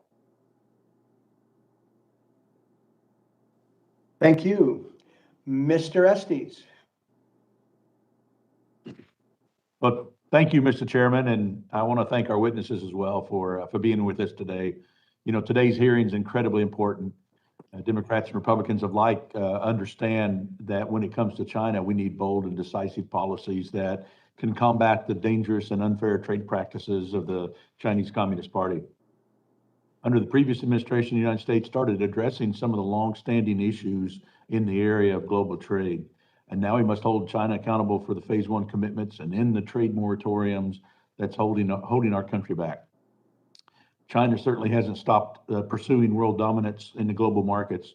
Their Belt and Road Initiative, Made in China 2025 agenda, and continued massive subsidies provide rightful concern to the United States and our allies, not to mention a litany of other troubling actions like their forced labor practices, intellectual property theft, and menacing military flights in airspace near Taiwan. Simply put, the United States cannot take a backseat to the Chinese Communist Party, which is why it's important that we remove trade barriers to trade negotiations, reinforce the phase 1 commitments, and re-engage with China on phase 2, utilizing our existing leverage. I've said this many times, and my colleagues on this side of the aisle have called for trade tools like TPA so that we can continue to build upon the good trade work from the previous administration. And as a representative from an agriculture community, I know that enforcing phase one purchasing agreements would provide significant benefits to the United States. All of us here know that while China has exhibited compliance in some areas of the agreement, they've fallen short in ag, manufacturing, and energy purchases. Phase one was a significant first step, but we need to follow through and a sequel that continues to advance the interests of American workers and businesses. Without that action, I fear that China's practices will further exacerbate the discriminatory treatment, market distortions, and widespread IP theft. Mr. Willems, the United States must have a leadership role in writing trade rules for the 21st century. We've made great first step through our work with USMCA, and I'm hopeful we can build upon this bipartisan momentum to negotiate new trade agreements with willing partners such as UK and Kenya and within the Indo-Pacific area. However, I'm concerned that the administration does not have the tools it requires because of the expiration of the Trade Promotion Authority. Could you speak a little bit about the importance of the TPA in countering China's growing influence abroad? Thank you, Congressman. I'm very happy to do so. And I agree with, I think, your general premise, which is that we really need to show leadership in getting into trade agreements around the world. And I will, to take a step back, I will say, look, I think that in many respects, we can be complimentary of this administration where they have continued the tough on China policy, and they have continued a lot of Trump administration policies that people feared they would roll back, some of the investment restrictions and things like that. But the big hole in their strategy that needs to be filled is this void with offensive trade agreements. And TPA is the tool that we use. It's the oversight tool that you have to encourage them to do so and to work with them on what the negotiating objectives should be, and then to ensure that it can get passed through Congress. And so I think TPA is essential. And I would say, we've talked a lot about CPTPP and Indo-Pacific agreements, which is clearly part of this equation. But the two others that you mentioned, the UK and Kenya, I think are also important. And I think they are agreements that really should be bipartisan. And if you look at the UK, this is a country who for many years had actually been resistant to getting tough on China. They've been changing in recent years, and I think getting an agreement where we link our supply chains with them, we create, common standards, can help encourage them to stand up to China in an even more robust fashion. And then Kenya, this is a country China's targeted with Belt and Road funding. It's a country where they have put a lot of resources in trying to build their relationship, and we need to be in the game and again give them an alternative. And really, it would be historic on the African continent to be the first FTA that we do there. And I think our trade policy has not been focused enough on Africa, especially when China's trying to expand its influence there. So I like all the ideas that you have. Great. I just wish we had more time to talk about. I mean, there's so many important issues here with intellectual property theft and labor rights and forced labor issues that are out there. I just wish we had more time to talk about how do we solve these issues. But I will give back my time, Mr. Chairman. Well, thank you for those 5 seconds, Ron. And I agree that these are areas that we do want to take more of the subcommittee's time to explore, and look forward to doing that with you. Mr. Kildee. Thank you very much, Mr. Chairman, for holding this hearing, and thanks to the witnesses for a really thoughtful set of observations. And I do think just the tone, even though we know we have some differences in terms of approach, the tone of this hearing, I think, sets a good stage for us to be able to work in a bipartisan fashion, because our goals are obviously the same. We want to protect American jobs, protect the American economy, take on the abuses in China, particularly the human rights abuses. So thank you. I represent Hemlock Semiconductor, which is a company that makes polysilicon, a base component in solar panels. Hemlock was a main supplier at one point in time to China of polysilicon, but after the U.S. took trade remedy action due to China's unfair dumping of solar panels, China blocked American polysilicon in their market. With China already having cornered much of the solar supply chain, this action basically crushed the U.S. solar manufacturing industry. Today, China controls 90% of the world's solar supply chain, while American workers have suffered job losses and closed factories, including workers that I represent. I've worked with members of this subcommittee and some outside stakeholders to investigate China's solar industry, specifically polysilicon production, and we've uncovered, not surprisingly, that China is making polysilicon in Xinjiang using forced Uyghur labor. Uyghurs have been subjected to forced sterilization, other horrific human rights abuses. And the Biden administration considers their treatment genocide, as do I.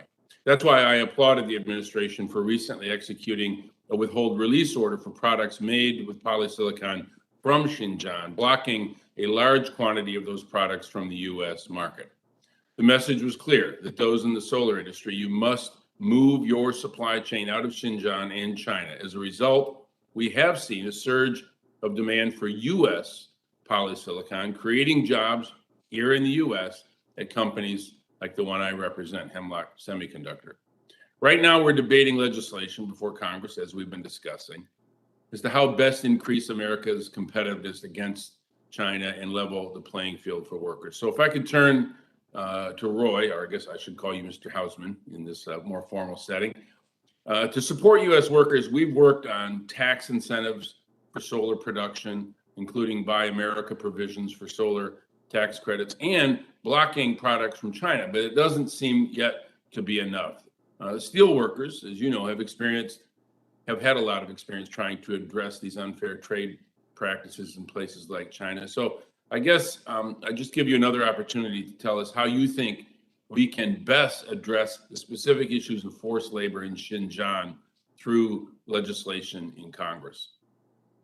Mr. House. Great, yeah, thanks, Representative Kildee. And I do think, highlighting the withhold release order is a great start, right? And the ways to bolster this and to actually look at how China is using forced labor tactics to expand capacity and control market share is something that we have to continuously engage in. So Representative McGovern's legislation on the Uyghurs is an example of an opportunity to expand and hold companies and the country accountable. Because quite frankly, we need to make sure that those that are choosing to make investments in the People's Republic of China are being fully transparent with their supply chain and recognition that these tactics exist. And then combined, as you've pointed out, with good domestic policy to encourage domestic investment and the growth of a domestic solar supply chain. And then, really, it's this idea of also addressing the issues of, not only just forced labor and growth and expansion of a domestic industry, but an opportunity to, ensure that they're good jobs and that they're good union jobs. I think about this, we look at, there's been a lot of discussion about TPP. And when we look back, the original TPP agreement had, up to 60% of a product of a car could come from China before being fully assembled. And one of the major reasons why we were opposed to it. So we really do need to review our trade agreements and how our trade laws work so that we can better contain China's forced labor tactics and ensure our trade agreements work for working people here in the U.S. Thank you very, very much. Mr. Chairman, I yield back. Thank you, Congressman Kildee. Dr. Ferguson.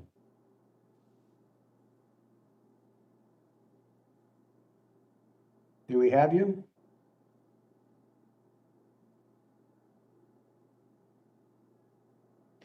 Ms. Miller?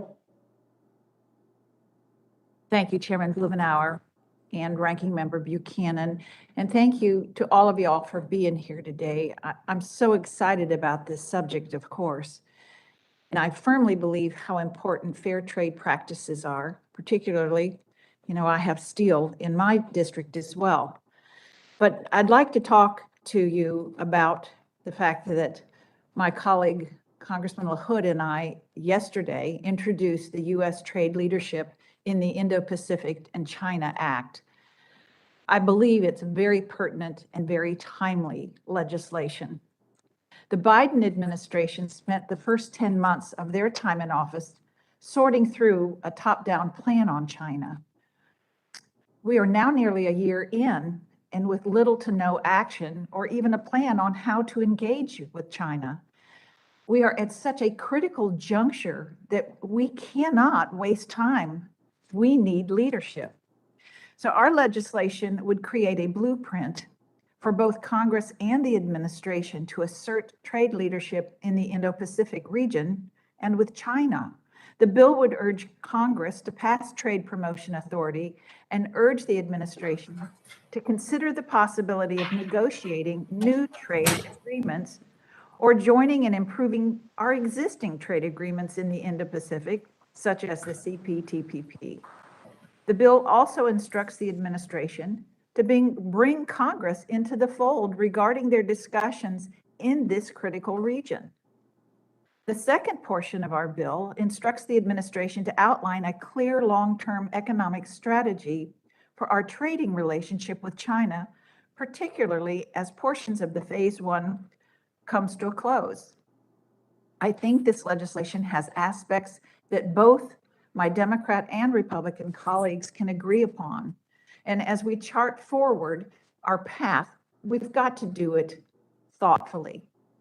Mr. Willems, thank you for your testimony. I think you bring up so many important points on how to grow our economy and the ways to best engage with the Chinese. As you know, the Chinese have expressed interest in joining the CPTPP.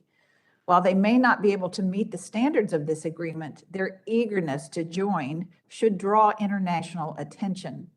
How do you think the United States can reassert leadership in the Indo-Pacific? Well, thank you, Congresswoman, for a great question and for a great piece of legislation. And I will say right off the bat that I think doing some of the things articulated in your bill are exactly how we could assert leadership. And that is getting into the region, having a proactive offensive trade agenda where we try to work with allies and partners and create common sets of rules that can be used to counter China, where we can link together our supply chains and where we can create more market opportunities for our workers and businesses, I think is great. And again, I mentioned this earlier, and I do want to underscore it. You know, I think that there is this perception that China cannot meet CPTPP's obligations, and therefore we shouldn't worry about it. And I would say, I think that would be a mistake.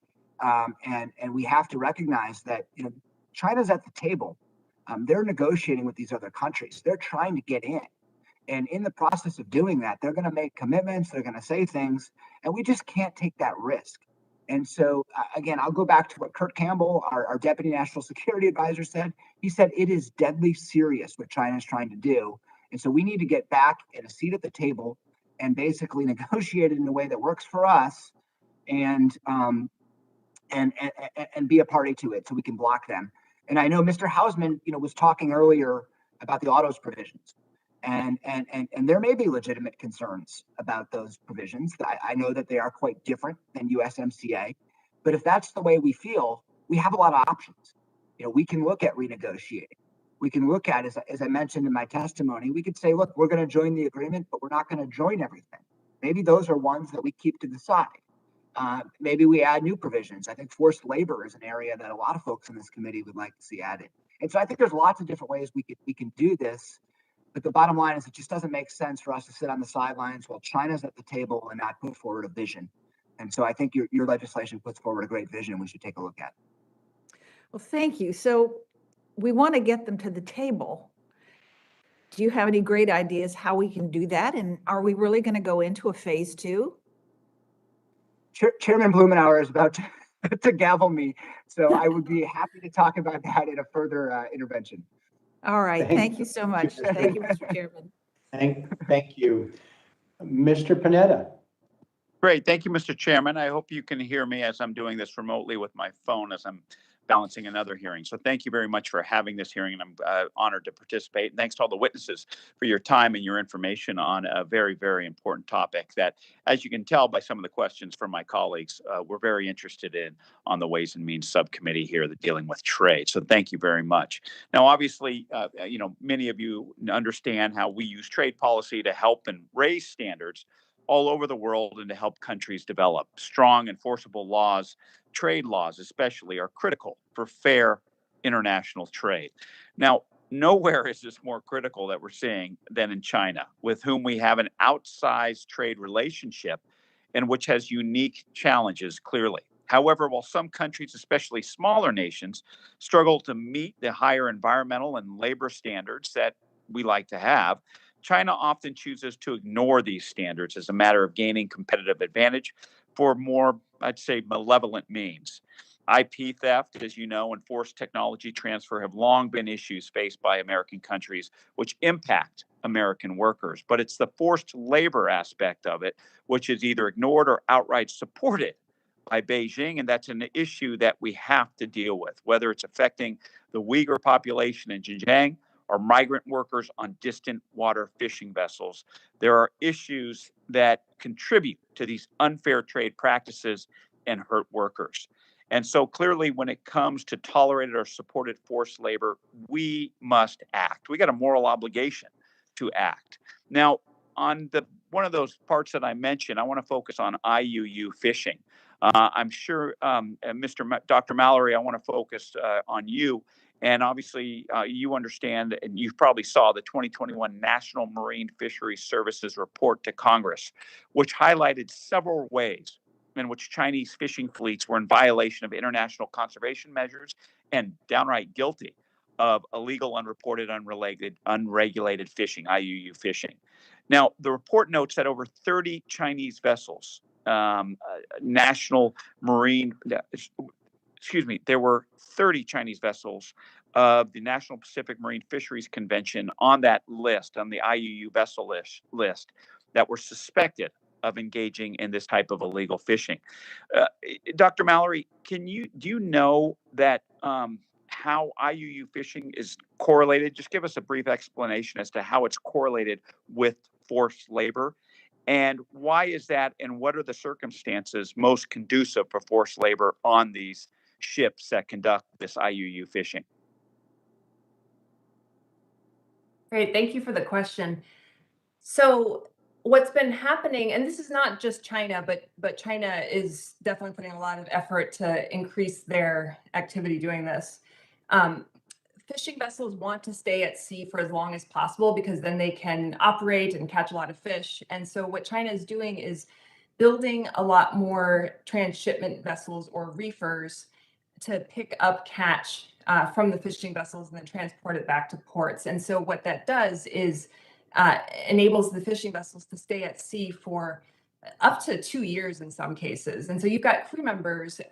There's recently a news story on this from a reporter at the AP who talked to he went out with Sea Shepherd and talked to one of the crew members who this is recently, and the crew member didn't know that the COVID pandemic was happening. That's how long these people have been at sea. So, and a lot of the people who are recruited to work on these ships are from either inland provinces in China, so they're just not familiar with this kind of work, or from other developing countries. And I also want to point out too that it's not just the forced labor on the ships that's a problem, but because the Chinese fishing vessels are fishing in the high seas off the coast of developing countries in South America, off the coast of Africa, and in some cases also on the basis of bilateral fisheries agreements in their coastal waters, that is also negatively impacting those populations. A lot of the fish that China would have purchased from those countries is now just being caught by China directly themselves. There are things like unfair joint ventures that are being signed where Chinese are operating them, but it's technically still a local company, so they take advantage of the benefits that the local company would get. And so this is also decreasing the food supply for a lot of these countries too, some subsistence level. So it's not just the crew members, but also the impact on the coastal populations that would otherwise be using those resources. Great. Thank you for that answer. I got 6 seconds left, but I also would want to mention something that we should take a look at. The U.S. Seafood Import Monitoring Program, the SIMP program, to prevent these. And when I have time later on, we'll ask about that. I yield back. Thank you, Dr. Mallory. Thank you, Mr. Panetta. Ms. Murphy? Thank you, Mr. Chairman, and thank you to the witnesses for joining us today. As we've heard already in this hearing, everybody can acknowledge that China engages in pervasive and really profound unfair trade practices. And I don't think anybody, maybe except for the Chinese themselves, even attempts to argue about that. But I think the question before us is a really hard one, and that's, what policy steps does the United States actually take that would maximize the likelihood that the CCP would improve its behavior, and while also minimizing the economic damage caused to U.S. companies, U.S. consumers, and the U.S. economy, especially in this moment when everyone is facing so many challenges from the pandemic and also from inflation. I've made my views on this issue pretty clear to the point of maybe redundancy, but if the goal is to maximize our leverage over China and to minimize self-inflicted pain, then I have to say that the U.S. trade policy to date has been a failure. Some of the things are particular lowlights, and we've talked a little bit about this in this hearing, which was President Trump's unilateral withdrawal from the TPP. While it was a disappointing decision and a strategic mistake of the highest order, I was even more disappointed to see that it was greeted with almost silence from most Democrats and Republicans in Congress. And then, the president imposed the Section 232 tariffs on aluminum and steel imports from adversaries and allies alike, basically leading to damaging counter tariffs on a range of our exports. And I think these 232 tariffs, they're of questionable legality. They've really ticked off and alienated partners in Europe and Asia. And they've really complicated our efforts to create a united front against China's abusive conduct in trade and other areas. While I'm glad to see the US and the EU are now taking some steps, however belated and however incomplete, to diffuse this tariff war, I think more has to be done there. And then finally, another low light, the Section 301 tariffs on a lot of Chinese imports, which basically led to China retaliating against a variety of US exports. I think notwithstanding the lackluster Phase 1 agreement, which China is not even fully adhering to, tariffs are pretty much the new normal now in the US-China relationship. And in my view, we've caused significant harm to the US economy without gaining any of the meaningful benefits in the form of improved Chinese conduct. And I have yet to really see a case made for why this ineffective policy is continuing. I think, unfortunately, it might just be that politicians are afraid to look weak or soft on China. And so rather than having an honest debate about this policy and acknowledging that this policy is probably more painful to us than it is to the Chinese. But all of that having been said, I'm glad to have heard Mr. Williams and some of my colleagues mention that they would like to see the U.S. reconsider TPP. And in May, along with Senator Cornyn and Senator Carper, Congressman Kinzinger and I wrote to Ambassador Tai making this argument. Basically, we wrote that the withdrawal from TPP has only served to weaken the United States, empower China, put American workers and businesses at its competitive disadvantage, and cede leadership in arguably the most strategically vital and economically dynamic region of the world. And I was glad to hear you, Mr. Williams, say that, we should engage on the things that we don't like about TPP and then figure out what to do next. And rather belabor that point, what I'd like to ask you about is, inflation is a real and serious problem. My constituents talk about it all the time. What do you think the 232 tariffs, the 301 tariffs, and Congress's failure to reauthorize GSP are taken together? How are they contributing to these higher prices for American consumers?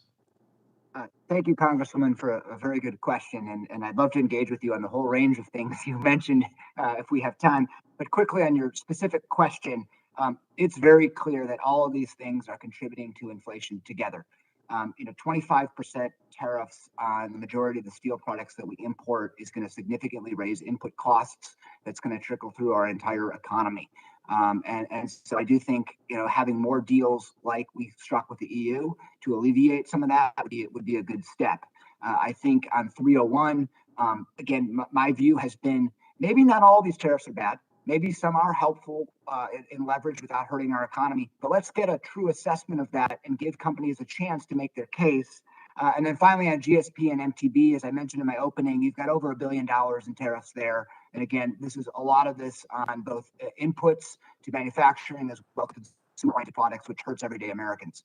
I'm happy to talk further if we get a chance. Thank you, Mr. Williams, and I look forward to following up with you. And with that, I yield back. Thank you very much, Congressman Murphy. Mr. Arrington. Chairman, thanks for the hearing, and Mr. Willems, good to see you. And lots to talk about. Probably much has already been said, and I'm trying to balance hearings like my friend Jimmy Panetta, so if I repeat some things, I apologize in advance. I agree about the human rights concerns. We have economic interest, which I think is the real battle between China and America in terms of warfare and competitiveness and global leadership. And then certainly there's a security, a major security component. But when we just keep talking about this, and I understand I'm part of this institution. After all is said and done, more is said than done. And that's the nature of this. But we have to, one thing about President Trump, and I know there's a visceral reaction to him by some of my colleagues, and I get that. Some of it he brings on himself, quite frankly. But I loved his action orientation. I think that Stephanie is right. We agree on a lot of this. We could kind of dispense with all the different unfair trade practices, the lack of accountability, and the numerous threats, and get to the point of what do we do about it, which may have more complications than I appreciate, and I don't want to oversimplify it. But at the end of the day, what is needed is and what is lacking most in Washington, on both sides, quite frankly, is the political will to do something about it. Just do something. And I don't want to be dismissive or disparaging of my chairman, and I don't want him to take it this way, but we don't really have much of a trade agenda. I think most of that is on account of the president not having one. I mean, we benefited from you, Clete, and from President Trump actually driving hard, charging hard, and making it a priority with Mr. Lighthizer. If you don't have that kind of leadership and urgency and prioritization in the White House, I don't know what Mr. Blumenauer or any of us can do. I mean, we can do some things, but it is significant when the USTR is empowered by the president and the president has an agenda. So we've got this major adversary out there just running roughshod, taking over and filling the void in every way with respect to the Belt and Road Initiative, Afghanistan with rare earth minerals recently. That's going to be exploited. I guarantee you, we're watching it as it plays out. No accountability for the WHO and their contributions, their carelessness at best, and at worst, their cover-up. I mean, it's just a litany of charges against what is the greatest threat existentially to the United States of America. And my frustration, with all due respect, is that we're spending all this time on actually making America less competitive with the largest tax and spend bill maybe in the history of the country. I know at one time it's hard to kind of keep up with it, but it's going to hurt our competitiveness. It's going to actually hurt labor participation because of the lack of welfare work requirements in the expansive welfare programs that are being considered. It will lower wages. It will exacerbate and increase inflation. Now, that's a hell of a strategy for trying to, compete with China. Now, I hadn't even talked about the WTO reforms that we need to do there, namely the subsidies, I think is my biggest concerns.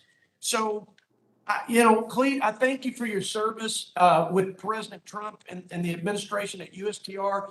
I think the best contribution you could make today for all of us is to answer this fundamental question.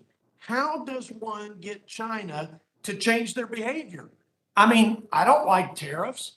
I don't like a lot of these other things that we've talked about, but at some point and at some level, you got to do what you got to do. It's painful, it's concerning, it's scary, but we got them to change their behavior. We're not following through on it. How do you change China's behavior? How does our chairman, our committee, and this president do that going forward? Thank you, Mr. Chairman. I yield back. Go ahead, Clete. Well, Thank you very much. Ms. Sanchez. Oh, Mr. Chairman, would you mind letting him answer the question or? You concluded your question when your time expired. Okay, well, I thank you for that consideration. I rest my case. I rest my case. Ms. Sanchez. Thank you, Chairman Blumenauer, for the opportunity to focus on what is a very important and a very timely issue. I'm one of the co-chairs of the Congressional Labor Caucus and a former labor attorney, and I strongly believe in the importance of putting workers first. And that's why I'm a strong advocate for a worker-centric approach to trade that helps working families both at home and abroad. As our expert witnesses have testified, the evidence of forced labor in China is clear, it's deplorable, it's a violation of basic human rights, and quite frankly, it's unacceptable. The Uyghur people have suffered immensely because of coerced participation in the Chinese government's so-called poverty alleviation programs, which are basically just a very thinly and poorly disguised way of forcing labor. We have to do everything that we can to try to fight forced labor because not only is it, antithetical to basic human rights, but it also undermines our ability to compete on a fair and level playing field. We need to ensure that all workers can pursue their careers with basic dignity in place. And I have to say that I am encouraged by the steps that the Biden administration has taken to try to combat forced labor. These actions include issuing withhold release orders and updating the Department of Labor's list of goods produced by child and forced labor to include items made by the Uyghur people who are forced into forced labor. I'm very proud that our committee has worked across the aisle on trade issues, but we urgently need a coherent, a consistent, and most importantly, an enforceable approach to China. We have to build on our accomplishments and try to deliver higher labor standards and meaningful enforcement in our trade agreements, because if we cannot, do the basic thing of enforcing the agreements that we've signed, it pretty much makes them not worth the paper that they're written on. Mr. Houseman, I want to thank you for your efforts to defend American workers. As you mentioned, enforcement is critical to our trade agenda, and it doesn't matter how high we set standards for labor if we can't hold other nations to those standards. Can you speak more as to how China has managed to evade tariffs and undermine our standards? And as their efforts get more sophisticated, how can we be proactive in preventing them from circumventing our trade laws? Sure. I think, the first step here is really looking at a worker-centered trade agenda, as you've indicated here. I mean, this is a policy realignment that is over 20 years in the making. I mean, USW highlighted in 2000 that, the addition to China and the permanent PNTR status was going to, increase the trade deficit and increase lost jobs. And we've seen that very much happen. And so this is not just about forced labor. It's about the labor rights and the labor conditions and environmental conditions that we expect our trading partners to adhere to as well. And I think that's why, for example, the EU and US 232 deal is a prime example of an opportunity to re-engage and improve not just working conditions for US and European workers, through items like a melt and pour standard, requiring that the steel and aluminum or the steel actually be melted and poured here in the US or the EU to qualify for trade between the two countries. But also like the idea of environmental standards, holding accountable these ideas of high carbon intensity in countries like China and others to trying to prevent our trade policy from increasing greenhouse gas emissions. So there's this opportunity to create a power in trade policy, and it takes time to develop. And this is why this hearing and what you guys are kind of going back and forth on here is important, and that we look back on what wasn't working in the TPP and why are we working so hard to create an expedited trade authority when we were able with the USMCA agreement to get wide bipartisan margins through universal support by both Democrat or near universal support by both Democrats and Republicans. So building on what we've developed through the last Congress and building out those labor provisions in a way that ensures that we have an independent labor movement. I think back, what was one of the big things that felled communism was an independent solidarity movement by the Polish workers. And I think that that's something to think about is it's independent workers' rights that really can push and provide an opportunity for democracy to thrive. Thank you so much. I have very limited time, but I would be remiss if I didn't recognize Ms. Glass. I worked with her when she was on the Hill. It's great to see you again. And I'll take your answer in writing, but I'm going to pose the question. In your testimony, you indicated that China's unfair trade practices are a contributing factor to migration flows in CAFTA countries. I'm interested in knowing what policies you believe would help grow jobs and production in Central America and provide economic stability to workers who might otherwise seek to migrate to the U.S. And as I said, we're out of time for you to answer that now, but I would appreciate an answer in writing. Absolutely, and wonderful to see you again. Thank you so much, and I yield back. Thank you, Congressman Sanchez, and I would be interested in her response to you if you think about it. Congressman Beyer. I'll find the unmute button. Thank you, Chairman Blumenauer. Thank you so much for putting this together. I confess I've been progressively depressed through the last 2.5 hours of this hearing. And I would just like, just for a minute, without being a China apologist, because I am not, but I do want to point out all the strengths that we have. We have a democracy, not an authoritarian government. We have leaders chosen by our people who aren't in fear of being overthrown. We have a country where everyone in the world wants to move here, including Chinese, and no one wants to move to China. They have the 421 aging problem where they get older and older and older, and we're just about to make the most significant investment in our children that we've ever done. And we have the best human capital in the world. Just look at Nobel Prizes here versus there. Yes, they are a great threat, economically especially, but I please don't want us to despair. I don't think they're the greatest existential threat to the U.S. I know as politicians we need enemies, but whatever. Let me move on. Mr. Willems, there's a lot of talk about CPTPP, and I agree with my pal Ron Kind that the greatest strategic economic mistake of this century has been pulling out of TPP. You wrote about we should get back into CPTPP if it were not a political impossibility. Why should it be a political impossibility? Why can't we move forward on this? Thank you, Congressman, for your question. And first, let me compliment you on your introductory remarks. And I think you're absolutely right. I think the American model is the best model in the world. And as we're trying to fight China, I've always said we shouldn't become China to beat China. We should double down on our own strengths. And so I just want to compliment you on that. In terms of your second question, or your question, look, it's clear today. I am a big fan of CPTPP. I think we should get back in the game. I think we should renegotiate the aspects of it that people think need to change. But I am fearful that at this point in time, there isn't the political will from the administration to do that. And I am just trying to recognize reality and say that as a less desirable alternative, they could look at just doing a digital trade agreement. or something like that, but that would not be my preference. I hope that this hearing today and the conversations we're having on a bipartisan basis will actually encourage them to show that the support is there on both sides of the aisle. And so I think it's important that we continue to illustrate that to them. And again, I think some of my other witnesses have mentioned things that need to change. Let's talk about those and let's figure out a way to change them so we can get back. Maybe we can together build the political will to make that happen. Dr. Mallory, would it help us at all in our struggles with China over fisheries if we endorse the law of the sea treaty, if we ratified that?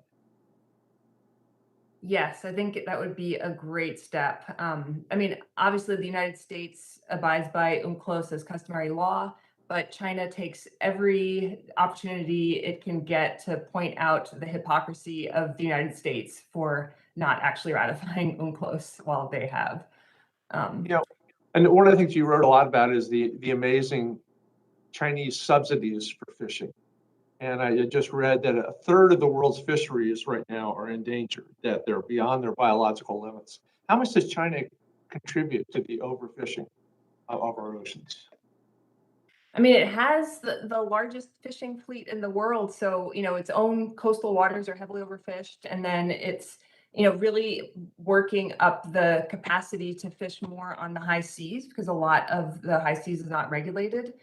So they are a big contributor, and they're also, they make a big contribution through the processing. So a lot of countries will send their fish to China to be processed. And so, I think it's important for us to think about, where we get our seafood from and not be indirectly supporting the labor abuses, because we are buying seafood from China that has, leaked in through other sources that are illegal and unreported, unregulated fishing. Thank you. And Mr. Willems, just a quick question. You talked about the reinvigorated 301 tariff exclusion process. I hear about specifically from companies that are working on the climate agenda. Can you talk about the perspective of easing tariffs on those goods, especially as we continue to face the supply chain disruptions? I think it's a good point. And we talked a lot about costs, we talked about inflation and things like that, but I think we also need to look at the 301 tariffs in terms of how they affect our supply chain goals and how they affect our broader climate goals. And would looking targeted tariff exceptions on products that are important to those objectives, would that also help us? And I do think that is something that the Biden administration could put into its criteria if it so chose, if it adopted a new process. Great. Thank you very much. Mr. Chairman, I yield back with thanks. Thank you very much. Ms. Sewell.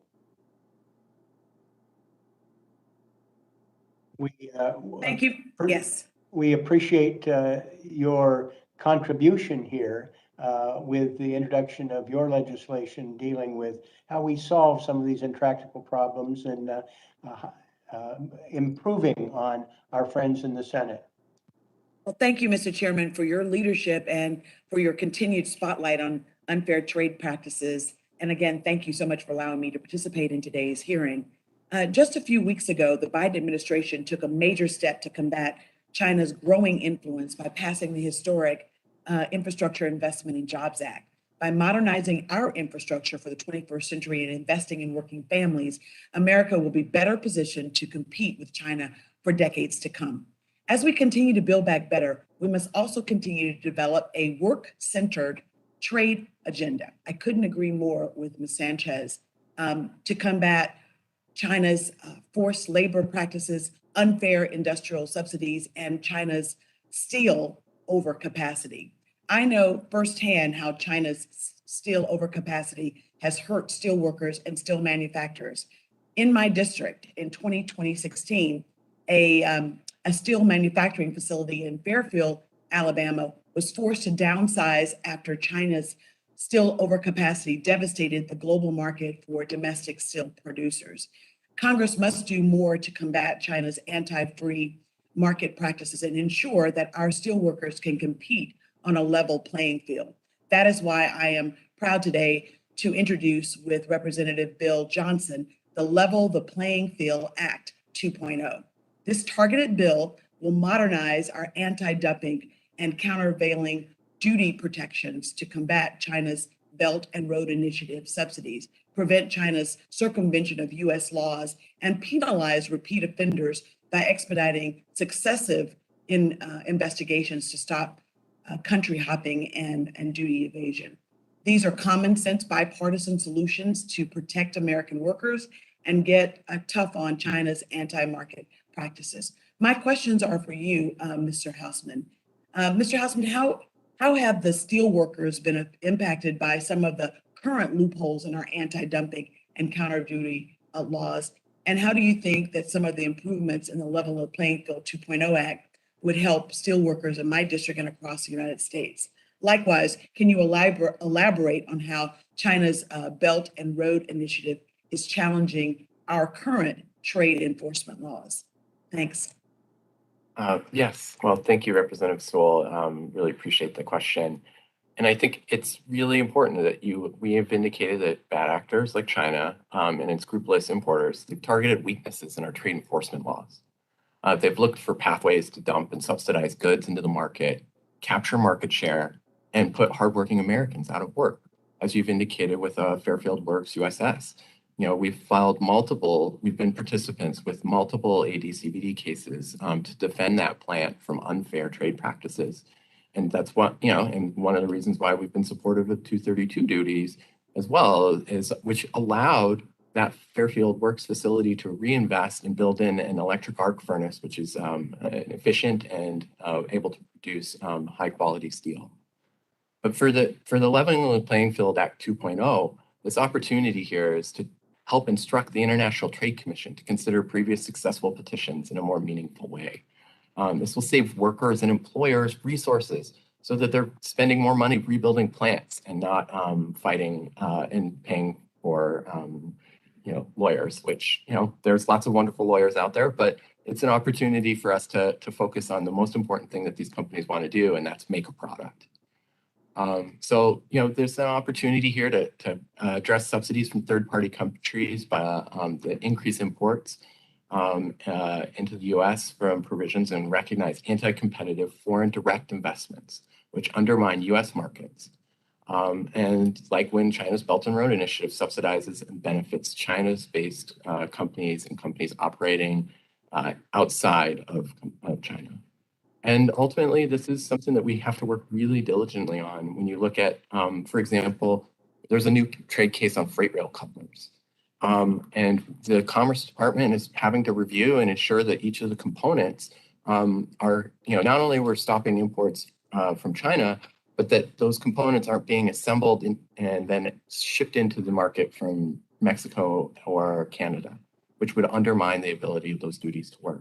So your legislation's right spot on and helps guide commerce and the International Trade Commission to moving forward. And USW obviously supports the Senate version, and we're likely to get a letter up there shortly in support of your legislation as well. Thank you, Mr. Houseman.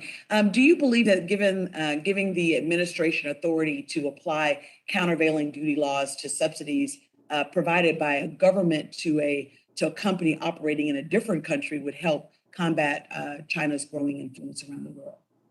Absolutely. I mean, this idea of third-party subsidization is something that we really do have to address. I mean, I've mentioned it in regards to the General Systems Preference Program, but also just generally, it's, China's outbound growth is designed not just to as a tool for goodwill, and it's also designed to target U.S. manufacturers and U.S. companies. Thank you so much, Mr. Chairman, and thank you to all the witnesses. I look forward to working with you, Mr. Chairman, and hopefully across the aisle. I think these are common sense solutions that should garner bipartisan support. Thank you. I couldn't agree more, Congressman Sewell, and I look forward to working with you and our other colleagues to integrate this into our efforts as soon as possible. Thank you. Dr. Weinstraub, do we still have you? Congressman Swayze, Governor. Tom? Congressman Smucker? Thank you, Mr. Chairman. Can you hear me okay? You bet. All right. Thank you for doing this hearing. This has been a great discussion. I'd like to thank all the witnesses for your testimonies this morning.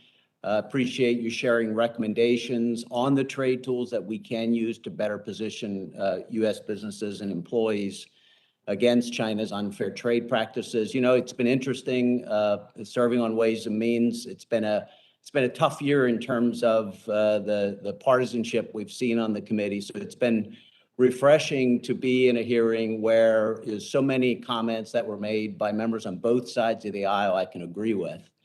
And I'd like to get back to something that Representative Beyer said. You know, it's often amazing to me at how people look at the bad side of things and don't realize the good that we have and how our country is doing better than in generations before. And so I agree with him in that regard, but I also think we have to be clear-eyed about the threats and about the policies that we are implementing that could potentially change that for future generations. And just a little aside, we've had a lot of discussion on this committee about our economic policy, about our economic system. And I fear today the direction that Democrats are taking the country into more of a European Democrat socialist model will impact that ability for future generations to do better than generations before them. I believe in the ingenuity and the creativity of the American people. And I think, to Mr. Beyer's point, that is why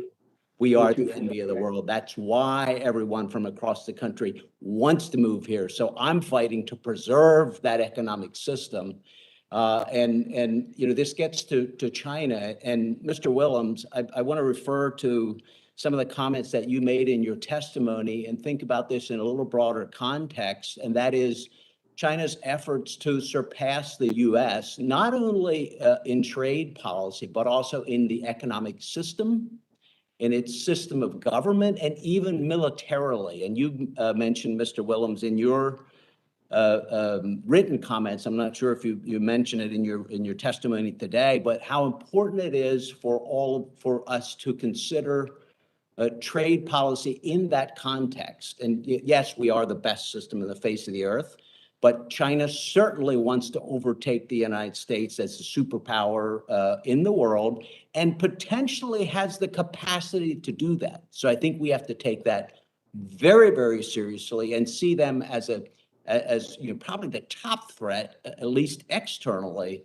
to the country. So I wonder if you could expand just a little on that. And you also said, and you just mentioned this a little earlier, and you say in your testimony as well, you said, you know, we don't want to attempt to become China to beat China. So I'm just curious what you mean when you talk about that. Sure, Congressman, happy to elaborate. And I agree with you about the need to be clear-eyed on China and the threat that it poses.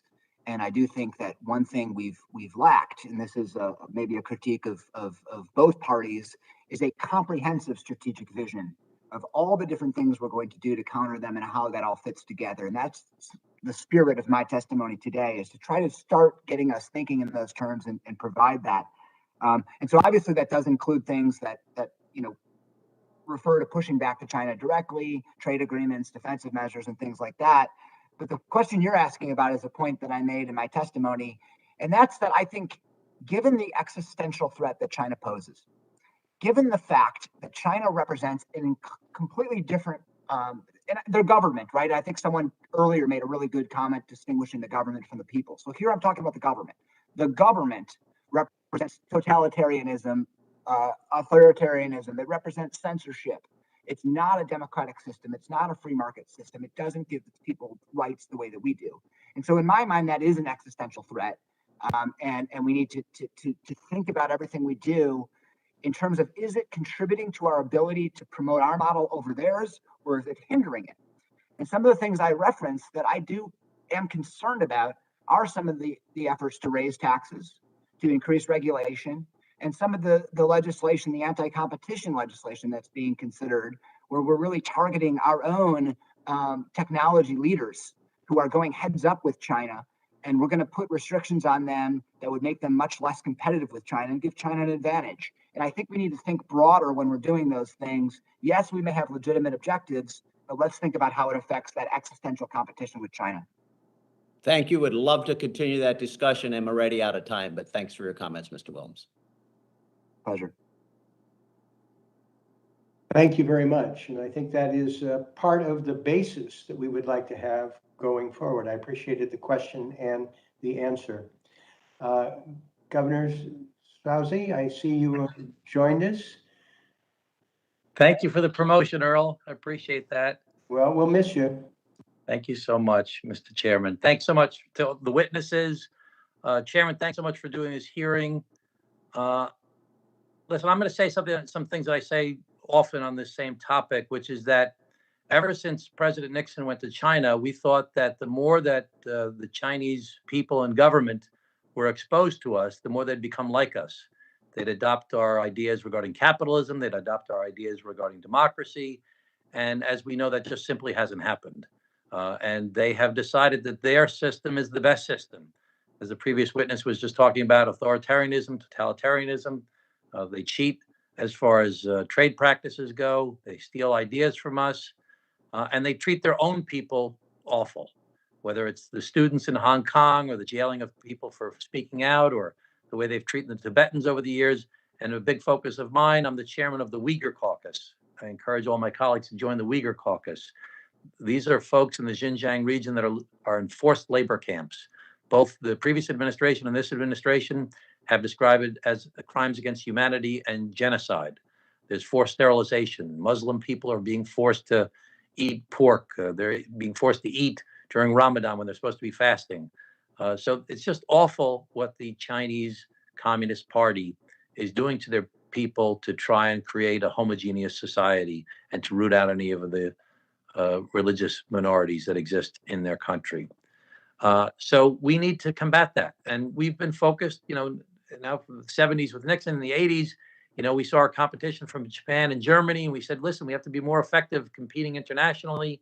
We were worried about the car industry at the time, and we did a lot more globalization. We relied on technology, and we just started searching for the best way to make profits and to find goods the cheapest. And we found a lot of cheap goods in a lot of places in the world, but one place was from China. Now, 22% of the world's cotton products come from the Xinjiang region of China. And I know that Ms. Glass is on this hearing as well. And the textile industry is very concerned about what China is doing. So we've gone to China for cheaper goods. If we close down the market, which I think we should do from the Xinjiang region, we have the Uyghur Forced Labor Prevention Act. We should say that any goods coming from the Xinjiang region are presumed to be being made with forced labor. And there's concerns from industry and others that this will make the cost of our shirts and our pants and other things go up in cost, and it'll be passed on to the consumer. And my initial reaction to that is it's too damn bad, because we have to hold them accountable for the way that they're treating human beings in their country. But another thing that I've spoken about, and I'd like to hear what Ms. Glass has to say from the textile industry, is I think that we should do the Forced Labor Prevention Act. We should stop importing goods from China, including cotton and other goods. And as a result, we have to find new markets for that. And some of the things we'll be able to do in the U.S., but other things we have to do with other allies of ours that we want to try and build our relationships with or share our values. I think this is an opportunity for us to try and promote cotton production, textile production in Central America, especially in Honduras and El Salvador and Guatemala.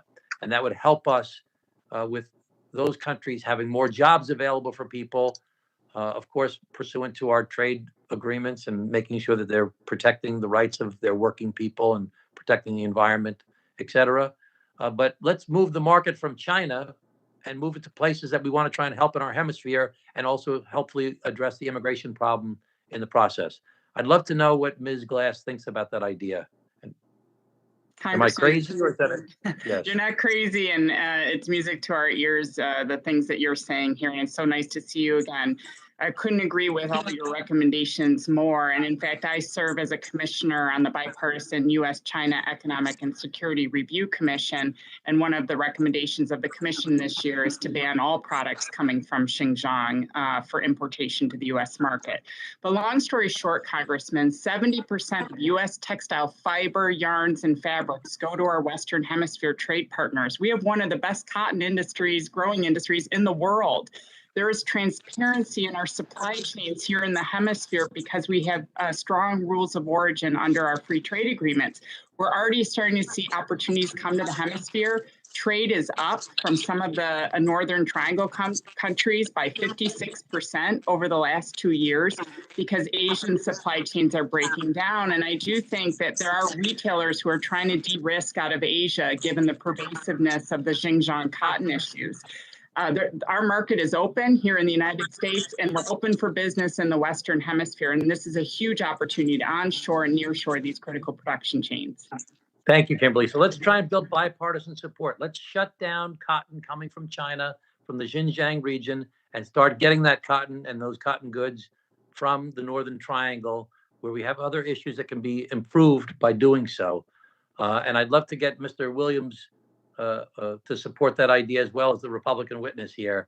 But I see that my time has expired. So thank you, Mr. Chairman. I really appreciate it. Well, we're glad that you could join us, Tom. We're going to try and get as much out of you as we can in this last year when you're on the committee. I want to thank all of our witnesses for their time today and the work on our trade relationship with China. I really found the written testimony and the comments and the back and forth with the Q&A extraordinarily helpful. We've highlighted some of the issues that we face, the opportunities in Congress. Mr. Byer, I appreciated his 1 minute soliloquy on what we've got going for us.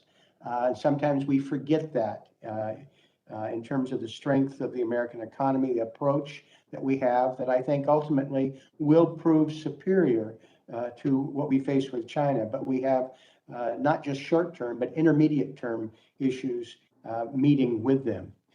As we work with the Biden administration moving forward in a hopefully a more constructive era, I look forward to the opportunity for us all to develop a comprehensive and effective China strategy that really supports our interests, our workers, our business, the environment, and our values. I think there's broad public acceptance for an approach like this, and there could be bipartisan support with some of the areas that we talked about today. I would like to continue the dialogue with our witnesses in the future. I welcome we normally have members given 2 weeks to submit written questions to our witnesses, but I would appreciate not only any answers you may have from members of the committee, but I would welcome any additional thoughts you might have reflecting on the direction of the committee, other things that have perhaps occurred to you that might sharpen the focus to be able to do this as comprehensively and as quickly as possible. Time is of the essence, and I think given some of the pending items of legislation, we may have a unique opportunity in the next 2 or 3 months, and I want our subcommittee to be a constructive partner. Your answers will be a former part of the committee record. Again, we thank you for your participation, and the Trade Subcommittee now stands adjourned.